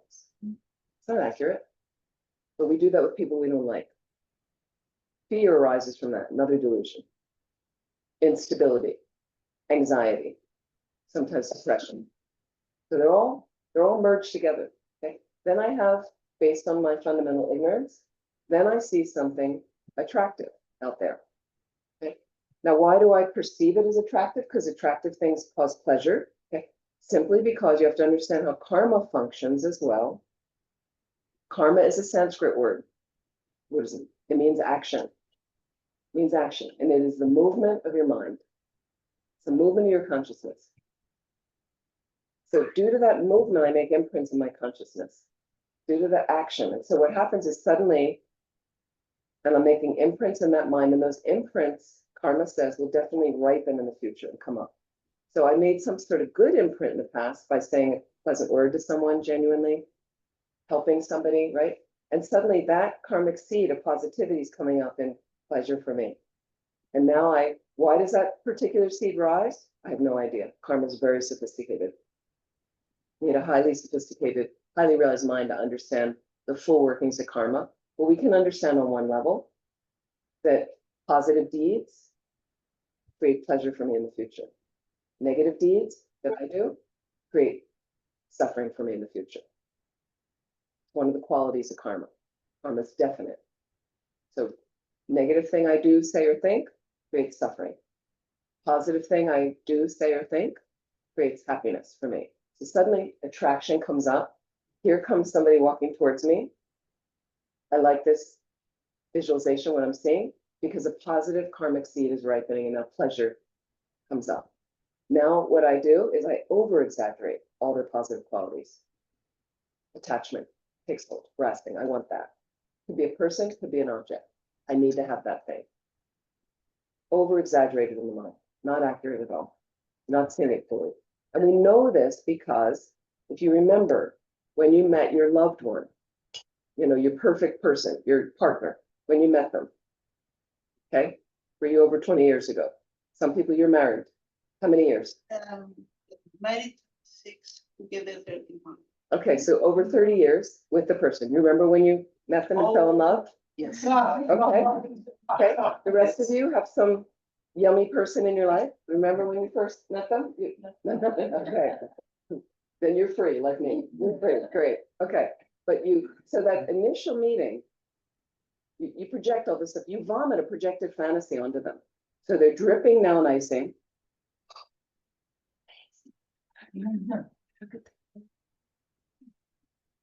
Their eyes, oh, and then they speak. You know, we get so lost over a cliff. I'm not thinking clearly, okay? But this is how you know it's not real, okay?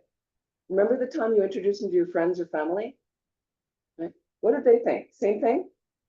No, she's like, no, it's amazing. I remember I finally bring the person, my girlfriends, we're gonna have dinner. Usually it would take me years before I do this. Anyway, we're gonna have dinner. We'll have dinner, and then later they leave, the person, and then you say to your friends, what did you think? What do you think? Right? You know, and I was so amazed. Sometimes they'd say, he's all right. And I'm like, what do you mean? Right? Nothing attractively inherently there at all. Just coming from my mind. Coming from my mind. Amazing. So you have to keep poking at reality. But because of that fundamental ignorance, the mind's unbalanced. That's human nature. That's how we are. Okay. To understand. So this is, it gets fun actually. It gets fun when you start looking at, oh my God. So I used to do a shopping meditation with people. Christmas time, perfect time to do it. Because in the States, it's very materialistic, Christmas. How is it in Switzerland? People buy a lot of gifts or sometimes, but people get lost in it, in the spirit. So some families, if you have a lot of kids, the people, you know, it's a chore. Somebody has to go and buy the gifts and you don't know what to get them and wrapping and they make a big thing about it. And so we used to have a shopping meditation. And there are some people, and one woman, I used to do these addiction workshops, addiction. We have all kinds of addictions, not just drugs, all kinds of addictions. And one woman came, she had a serious shopping addiction, nearly destroyed her family. Online shopping, just blew through a whole bunch of money in their family. She just, you know, people get out of control. So we're often out of control on a small level. Some people are really out of control. So shopping meditation, if you do this, you have a department store here, Globus, is that what it's called? Okay.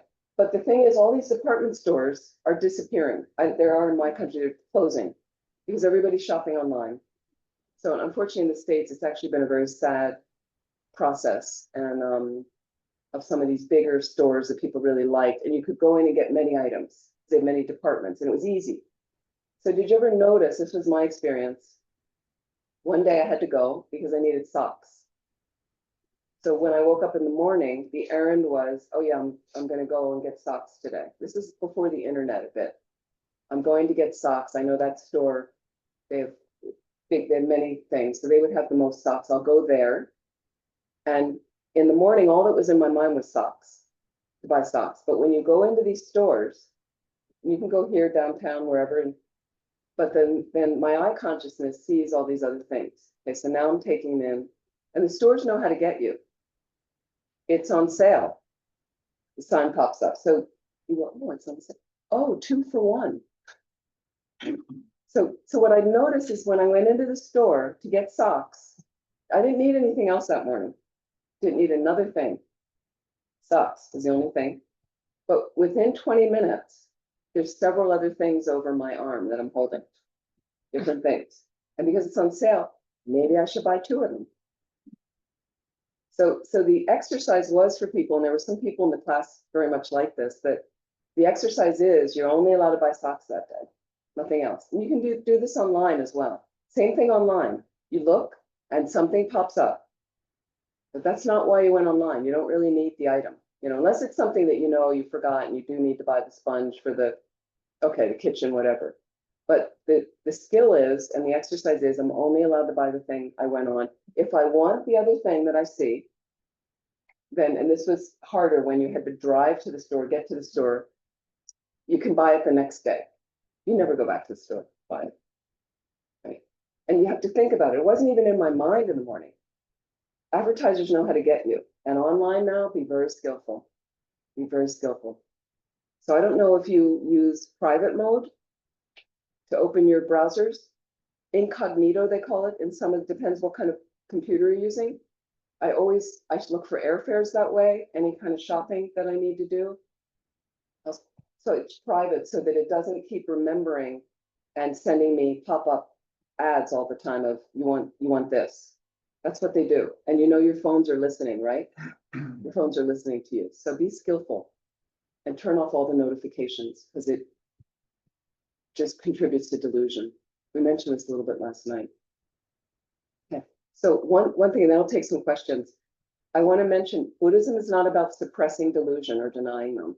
It's suppressing emotion and denying. You know, I'm not angry. It's not about that at all. Okay. But we also don't let our mind be overly controlled by the emotion or the delusion and acting out on them.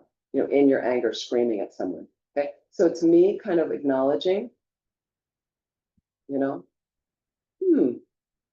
there's some bubbles of irritation in my mind. If anger is one of your things. Okay. So I catch it now at irritation, annoyance, and frustration, lesser degrees of anger.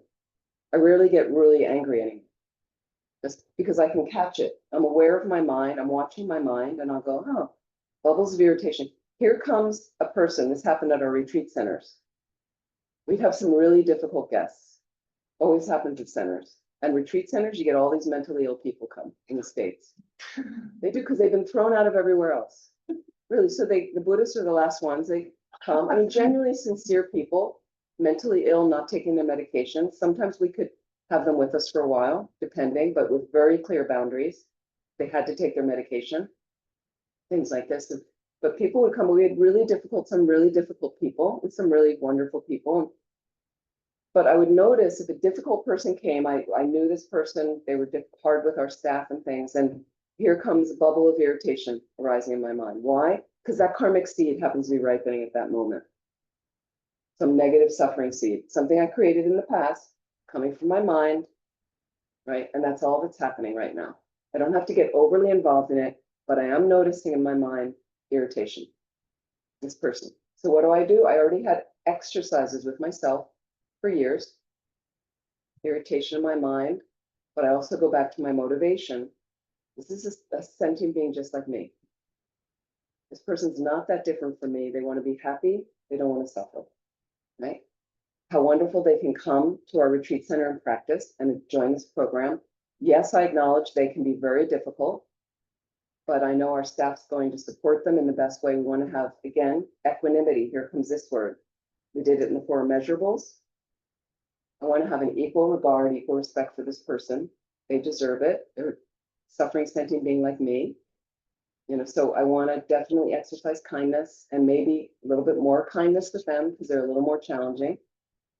Right. And this person is fantastic because they're helping me practice patience. And I need that to get in life. So these are different things you can think in your mind. Okay. And what it does, it starts reducing the irritation. But I still might notice, yeah, some irritated bubbles because I'm a little bit in a rush right now. Now they're coming through the door and they're going to want to talk to me. And so this is me, then this is what externally comes out. So I'm noticing irritation in my mind. And here comes the person out there. So I might be noticing the mind's projecting a little, some negativity on them, but I can still get this going. Here I am. Irritation in the mind, but smile on the face. You try your best.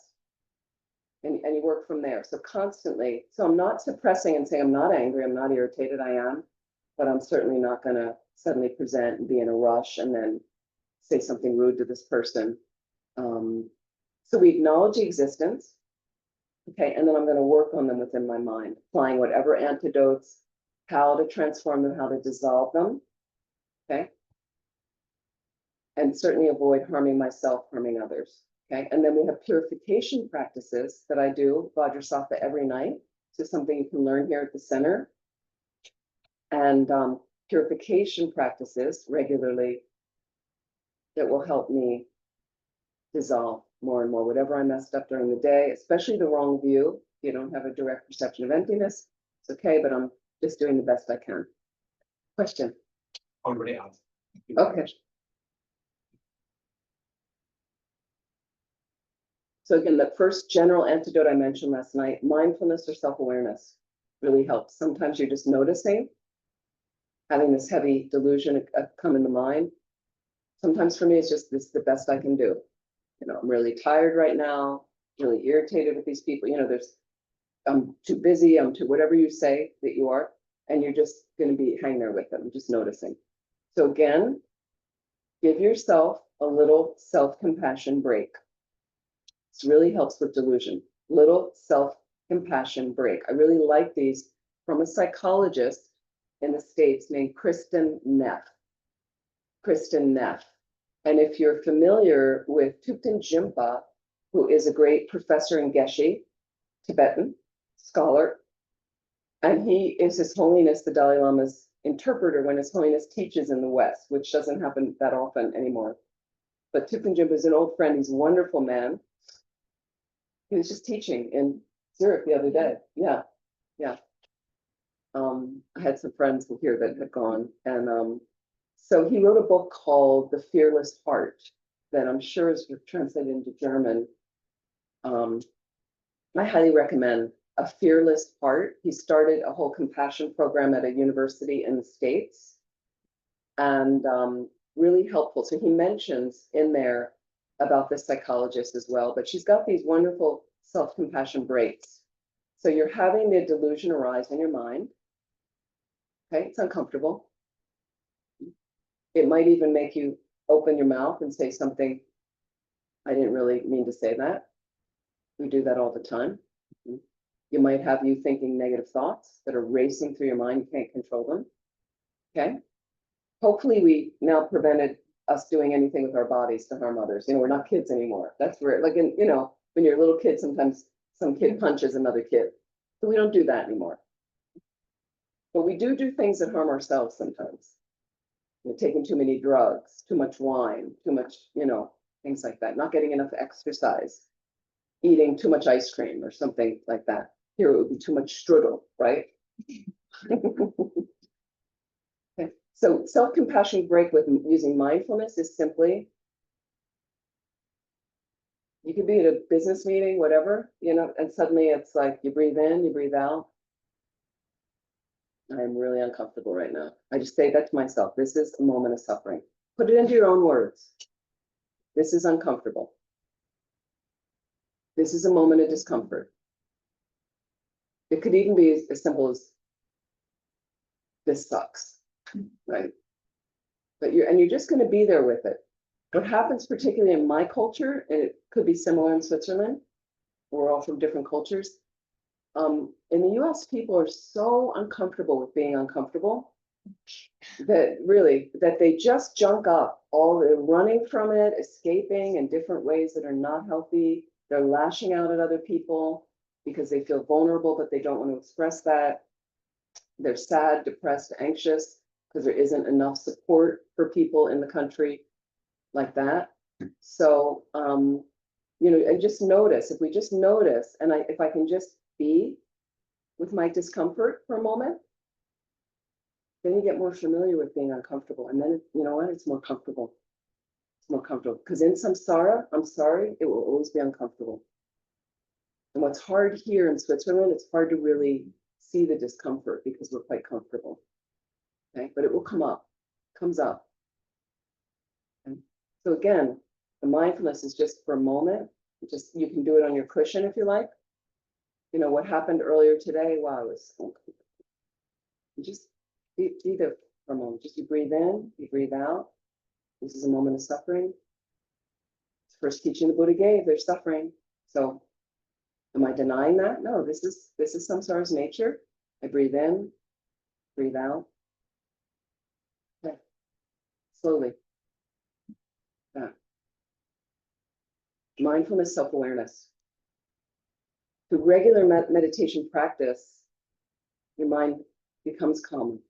You're able to watch what's going on in your mind. So you see the reactions, but I'm a little bit understanding, just that process I gave you before.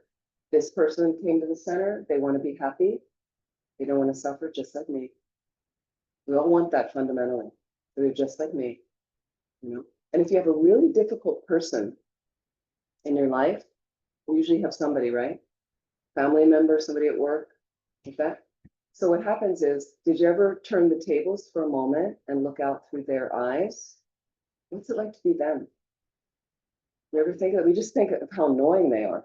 They're so annoying. They're always like that as well. We have this idea they're always like that. Why? Everyone in the office thinks they're difficult. So they must be difficult. Okay? But again, there's no inherently difficult person there. Solidly existing difficult for all time. Doesn't exist. That's a hallucination. Because somebody in their life probably likes them. So if they're inherently difficult, they're frozen in time and space difficult. Always like that. Nobody exists like that.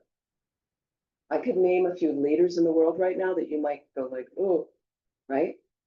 Their family adores them, thinks they're the greatest thing. It amazes me. I'm a little ashamed of my country, I have to say at this point right now, because there's a number of educated people I know that think Trump is a great option. And I'm just kind of like, what?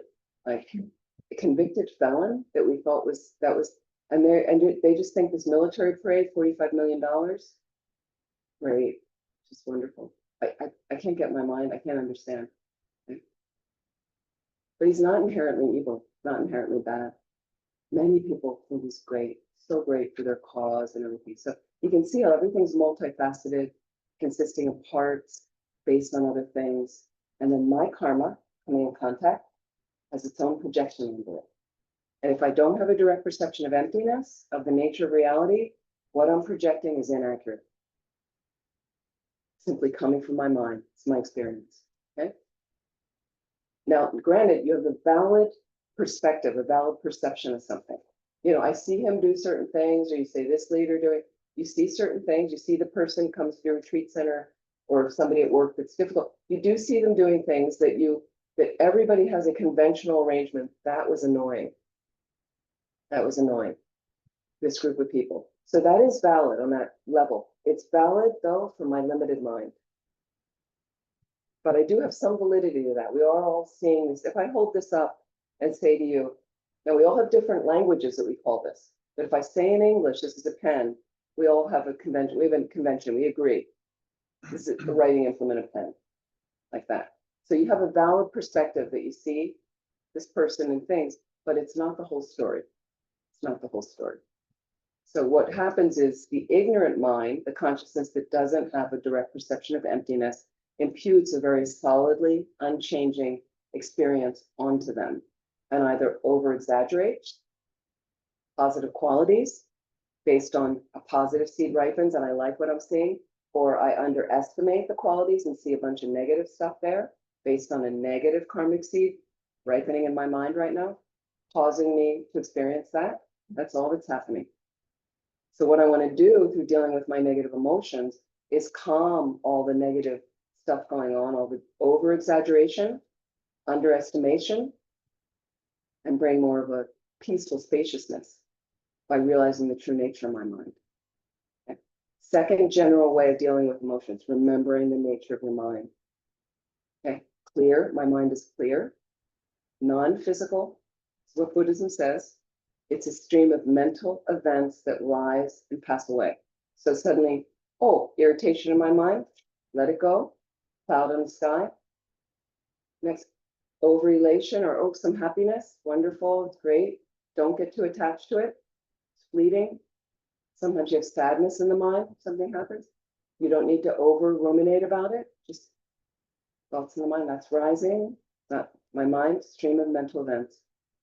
Rise, pass away. The mental events again, they're not permanent. They appear, They disappear, they come and go. They're not permanent, fixed entities.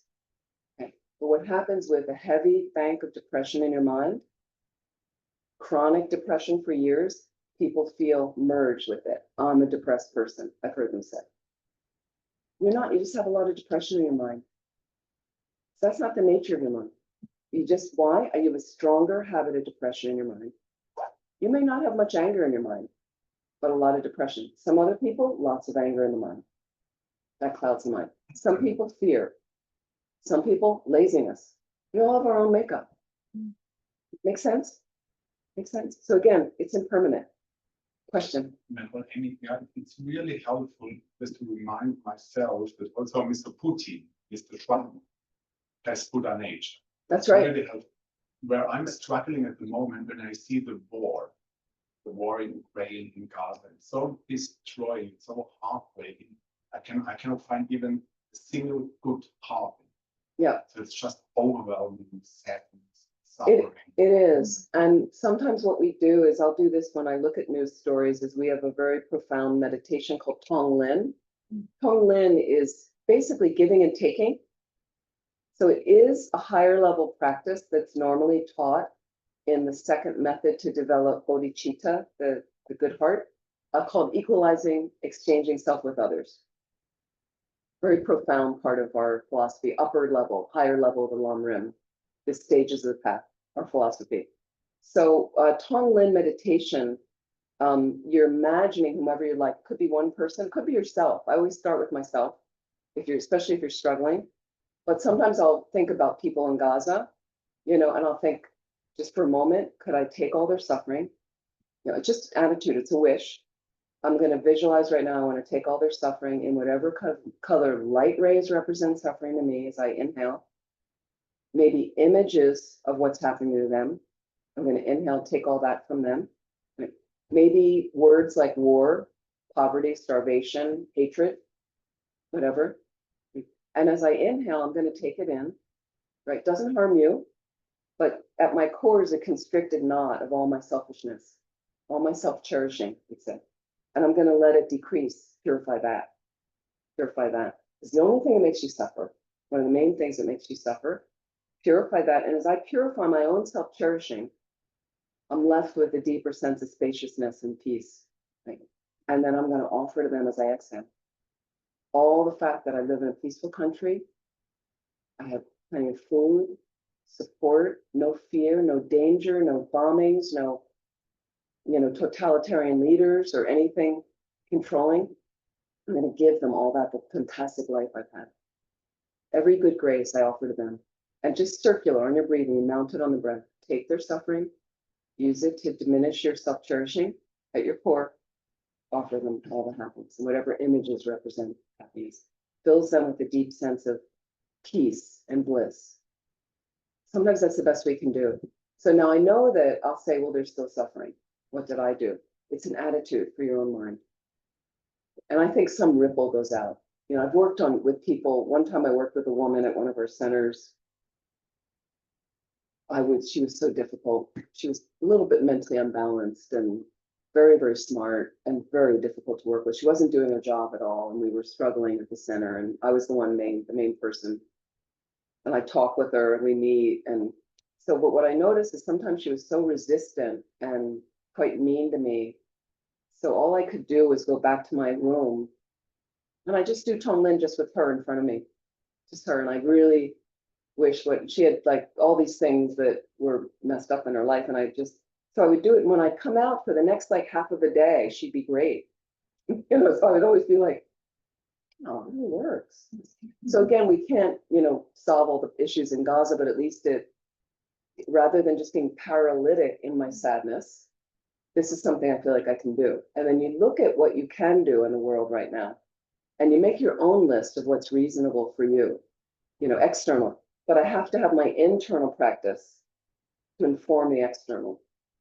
So, and I'll give you examples. External meaning there are these marches today. If I were in the States, I would be at a march, a protest right now. There are people I know that are choosing to get on buses to go to cities where there's protests right now, because they're not in every city. There's people, so I go to protests and I usually make a sign. And I go, but I go with motivation of love and connection. I don't go with anger and hatred. I just go with, for us in the States, it's like about saving our democracy, which I think could better serve more people than a dictatorship like that. Unless it's an enlightened leader, like His Holiness the Dalai Lama. Be happy to work under a dictatorship of him, but he wouldn't want a dictatorship. He would want people to have voices in it like that. And so sometimes you go to a march. I've contacted representatives of Congress because they do make notches of how many people call in about an issue, how many people email them. They do, and that's what gets louder to make the voices. Different things. You can volunteer for a variety of organizations, as you know, whether it's humans, animals, whatever, refugees. There's just so many things we can do. I volunteered at an AIDS hospice for years, and homeless people. And do you have any homeless people in Switzerland, in Zurich? You do. Not very many, I would imagine, but some, yeah. So yes, please. So I don't know if that's helpful of how do we, again, but then again, when the sadness comes up, there's times I sit and I just go, this is samsara's nature. Like, this sucks. This is and let me commit myself to getting out of samsara. So let me fuel my practice. Please use it to fuel your practice. That's really powerful. Like, I'm not just going to sit here, but then I really need to step up and get on the cushion and figure out what this path is about, because this is a path to authentic freedom. Or find whatever path you want. If it's not this path, that's okay. But find something that is going to help you permanently get rid of the delusions in your mind. Because that's where this stuff all comes from, our mind. Really, that's what Lama Zopa Rinpoche says. Please. Thank you. And then we'll take a break for lunch. Yeah. On the same topic, with everything that's happening, and I also take the other completely opposite direction. And I say, okay, what have I learned out of it? The war in Ukraine for me was a huge surprise. I could not believe it. It's not possible in the 20th century to have two countries neighboring really being in this state. And I started to, at first, Gaza continuously and elections. I was just said, okay, so what do I learn? What does this mean? What are the things that I'm learning from that? What did I consider for granted? Expect? What are the issues? Are there advisors? What are elections?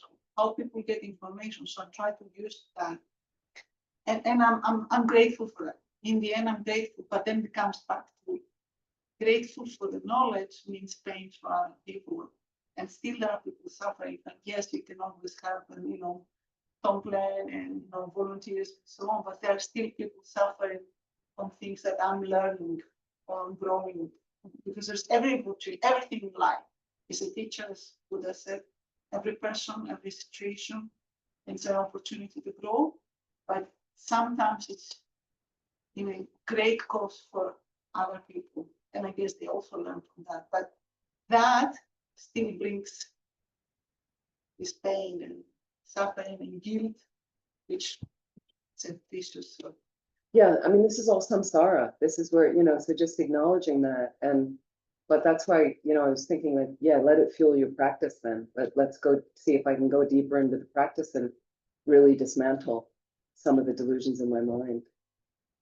So technically, like on one extreme of Buddhism, Lama Zopa Rinpoche's teaching is everything comes from the mind, by the way. That's Buddhism's teaching. And that's radically, you go, Gaza comes from my mind. That's why we live on a planet with Gaza right now, with what's going on in Gaza and Ukraine.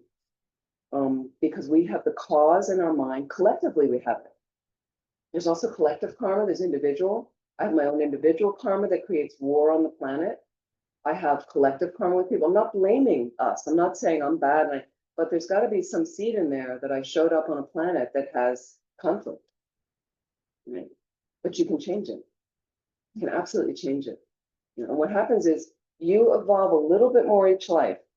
Evolve a little bit more, a little bit better, a little bit better. I try my best. That's all you can do. Try your best. And eventually, because the Buddha nature is there, you end up in a pure realm. Okay, it's not a God realm. We have 6 realms of existence, samsara. This is beyond that. You're in a pure realm. It's like a Buddhist heaven, really perfect heaven, where you have every perfect condition to practice Dharma. And you're close to getting enlightened. So you're not even concerned with food and stuff. It's just about practicing Dharma. Everything's set up and you're in a different state of consciousness. And so you can do that and then get enlightened. And then you're in a totally different realm. So these Buddhas and Bodhisattvas, they come back to planet Earth. His Holiness the Dalai Lama, I'd see him as a very high level being, if not the Buddha of infinite compassion, the way many people see him. Okay. But he's chosen, based on that good heart, to come back, to be here to, in his sense, to really guide the Tibetan people. But he's also a great teacher for all of us. And he's chosen, but he doesn't really suffer under the suffering the way we suffer. Beyond it, but you're going to come and serve in whatever capacity, but beyond all the suffering, beyond any suffering of birth and death. Like your body will go through that, but you don't experience the torment and the fear and the out of control mind. So that's where we're headed. We just try to, as best as you can, make those imprints. And we can only do the best we can. Okay. Anybody online? Any questions before we? Everybody okay? Okay. Is this helpful? We're doing okay? Okay. Let's take a break for lunch. I just want to bring up a quick food offering prayer.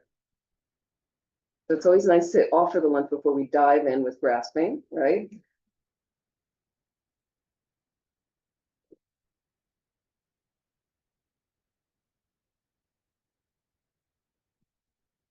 Here we go. So what's really nice is to think about our food and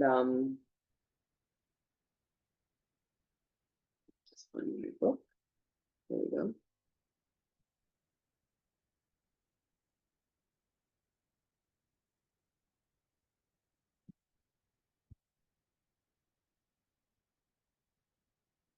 I just love that. You put the page number in and it pops right up. Okay. So what's really nice is we offer the food as a practice so we can get, as Rinpoche says, the most benefit. That we eat with a lot of grasping, okay? And Rinpoche did a teaching years ago in Italy. I heard about this, I wasn't there. But Rinpoche was known for really, really long food offering prayers. Half an hour, the food is nice and hot and everybody wants to eat and they're hungry. And half an hour go by and Rinpoche doing all these prayers and visualizations. And one time, one of the stories was he and Venerable Roger, his attendant, were on an airplane. They were served food, as they do, and then the plane is getting into landing, and the flight attendant keeps coming by and saying, we're going to collect the food in about 5 minutes. Rinpoche hadn't touched it, he was just offering the food, half an hour. And then Roger said to Rinpoche, we're going to be landing soon, they're going to take the food soon. And then Rinpoche never ate any of it. Finally, flight attendant said, I'm sorry, I have to take the food now. So Rinpoche gave the tray back and said to Roger, it's okay, I got the benefit. Got the most benefit from offering. That's the point. I have seen at some of the lunches with Rinpoche. One time we went to Rinpoche's house when he lived in California. We had a table, about 8 of us, and one of Rinpoche's teachers was there, Geshe Sopa, who was an amazing being. And Rinpoche had invited him. He was in the area teaching. So we had lunch, and there's a few of us sitting there. And then when Rinpoche went to do the food offering, and I thought I saw a very worried expression on Geshe Sopa's face of like, how long is this going to be? Because it was Rinpoche's guru, Rinpoche did it more quickly. Like, and so what we want to do is visualize with 3 syllables. I will share my screen. 3 syllables, Om Ahong, it starts with, and that you visualize white light coming from the forehead of the Buddhas, we can see here, or the Buddha statues, red light coming from the throat, blue light coming from the heart, Om Ahong respectively, coming into all of our food, blessing our food. You can recite 3 times. Om Ahong, Om Ahong, Om Ahong. And then there's different food offering prayers, so we can read this one in English. The Guru is Buddha. The Guru is Dharma. The Guru is Sangha also. The Guru is the creator of all happiness. To all the Gurus, I make this offering. So it's just nice to think for a moment, instead of the grasping, we could think of all the beings in Gaza. And imagine we offer the food, which is multiplying, filling all the space, the finest quality, food and drink, and we offer to them, and it immediately alleviates all their suffering, bringing them to ultimate happiness.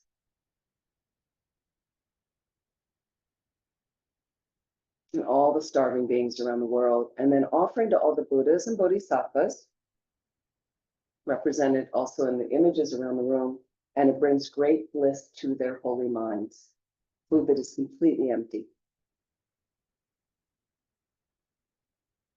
May the food nourish us so we can continue our course in good health and energy, and use whatever techniques we hear to actualize the path quickly so we can benefit all living beings.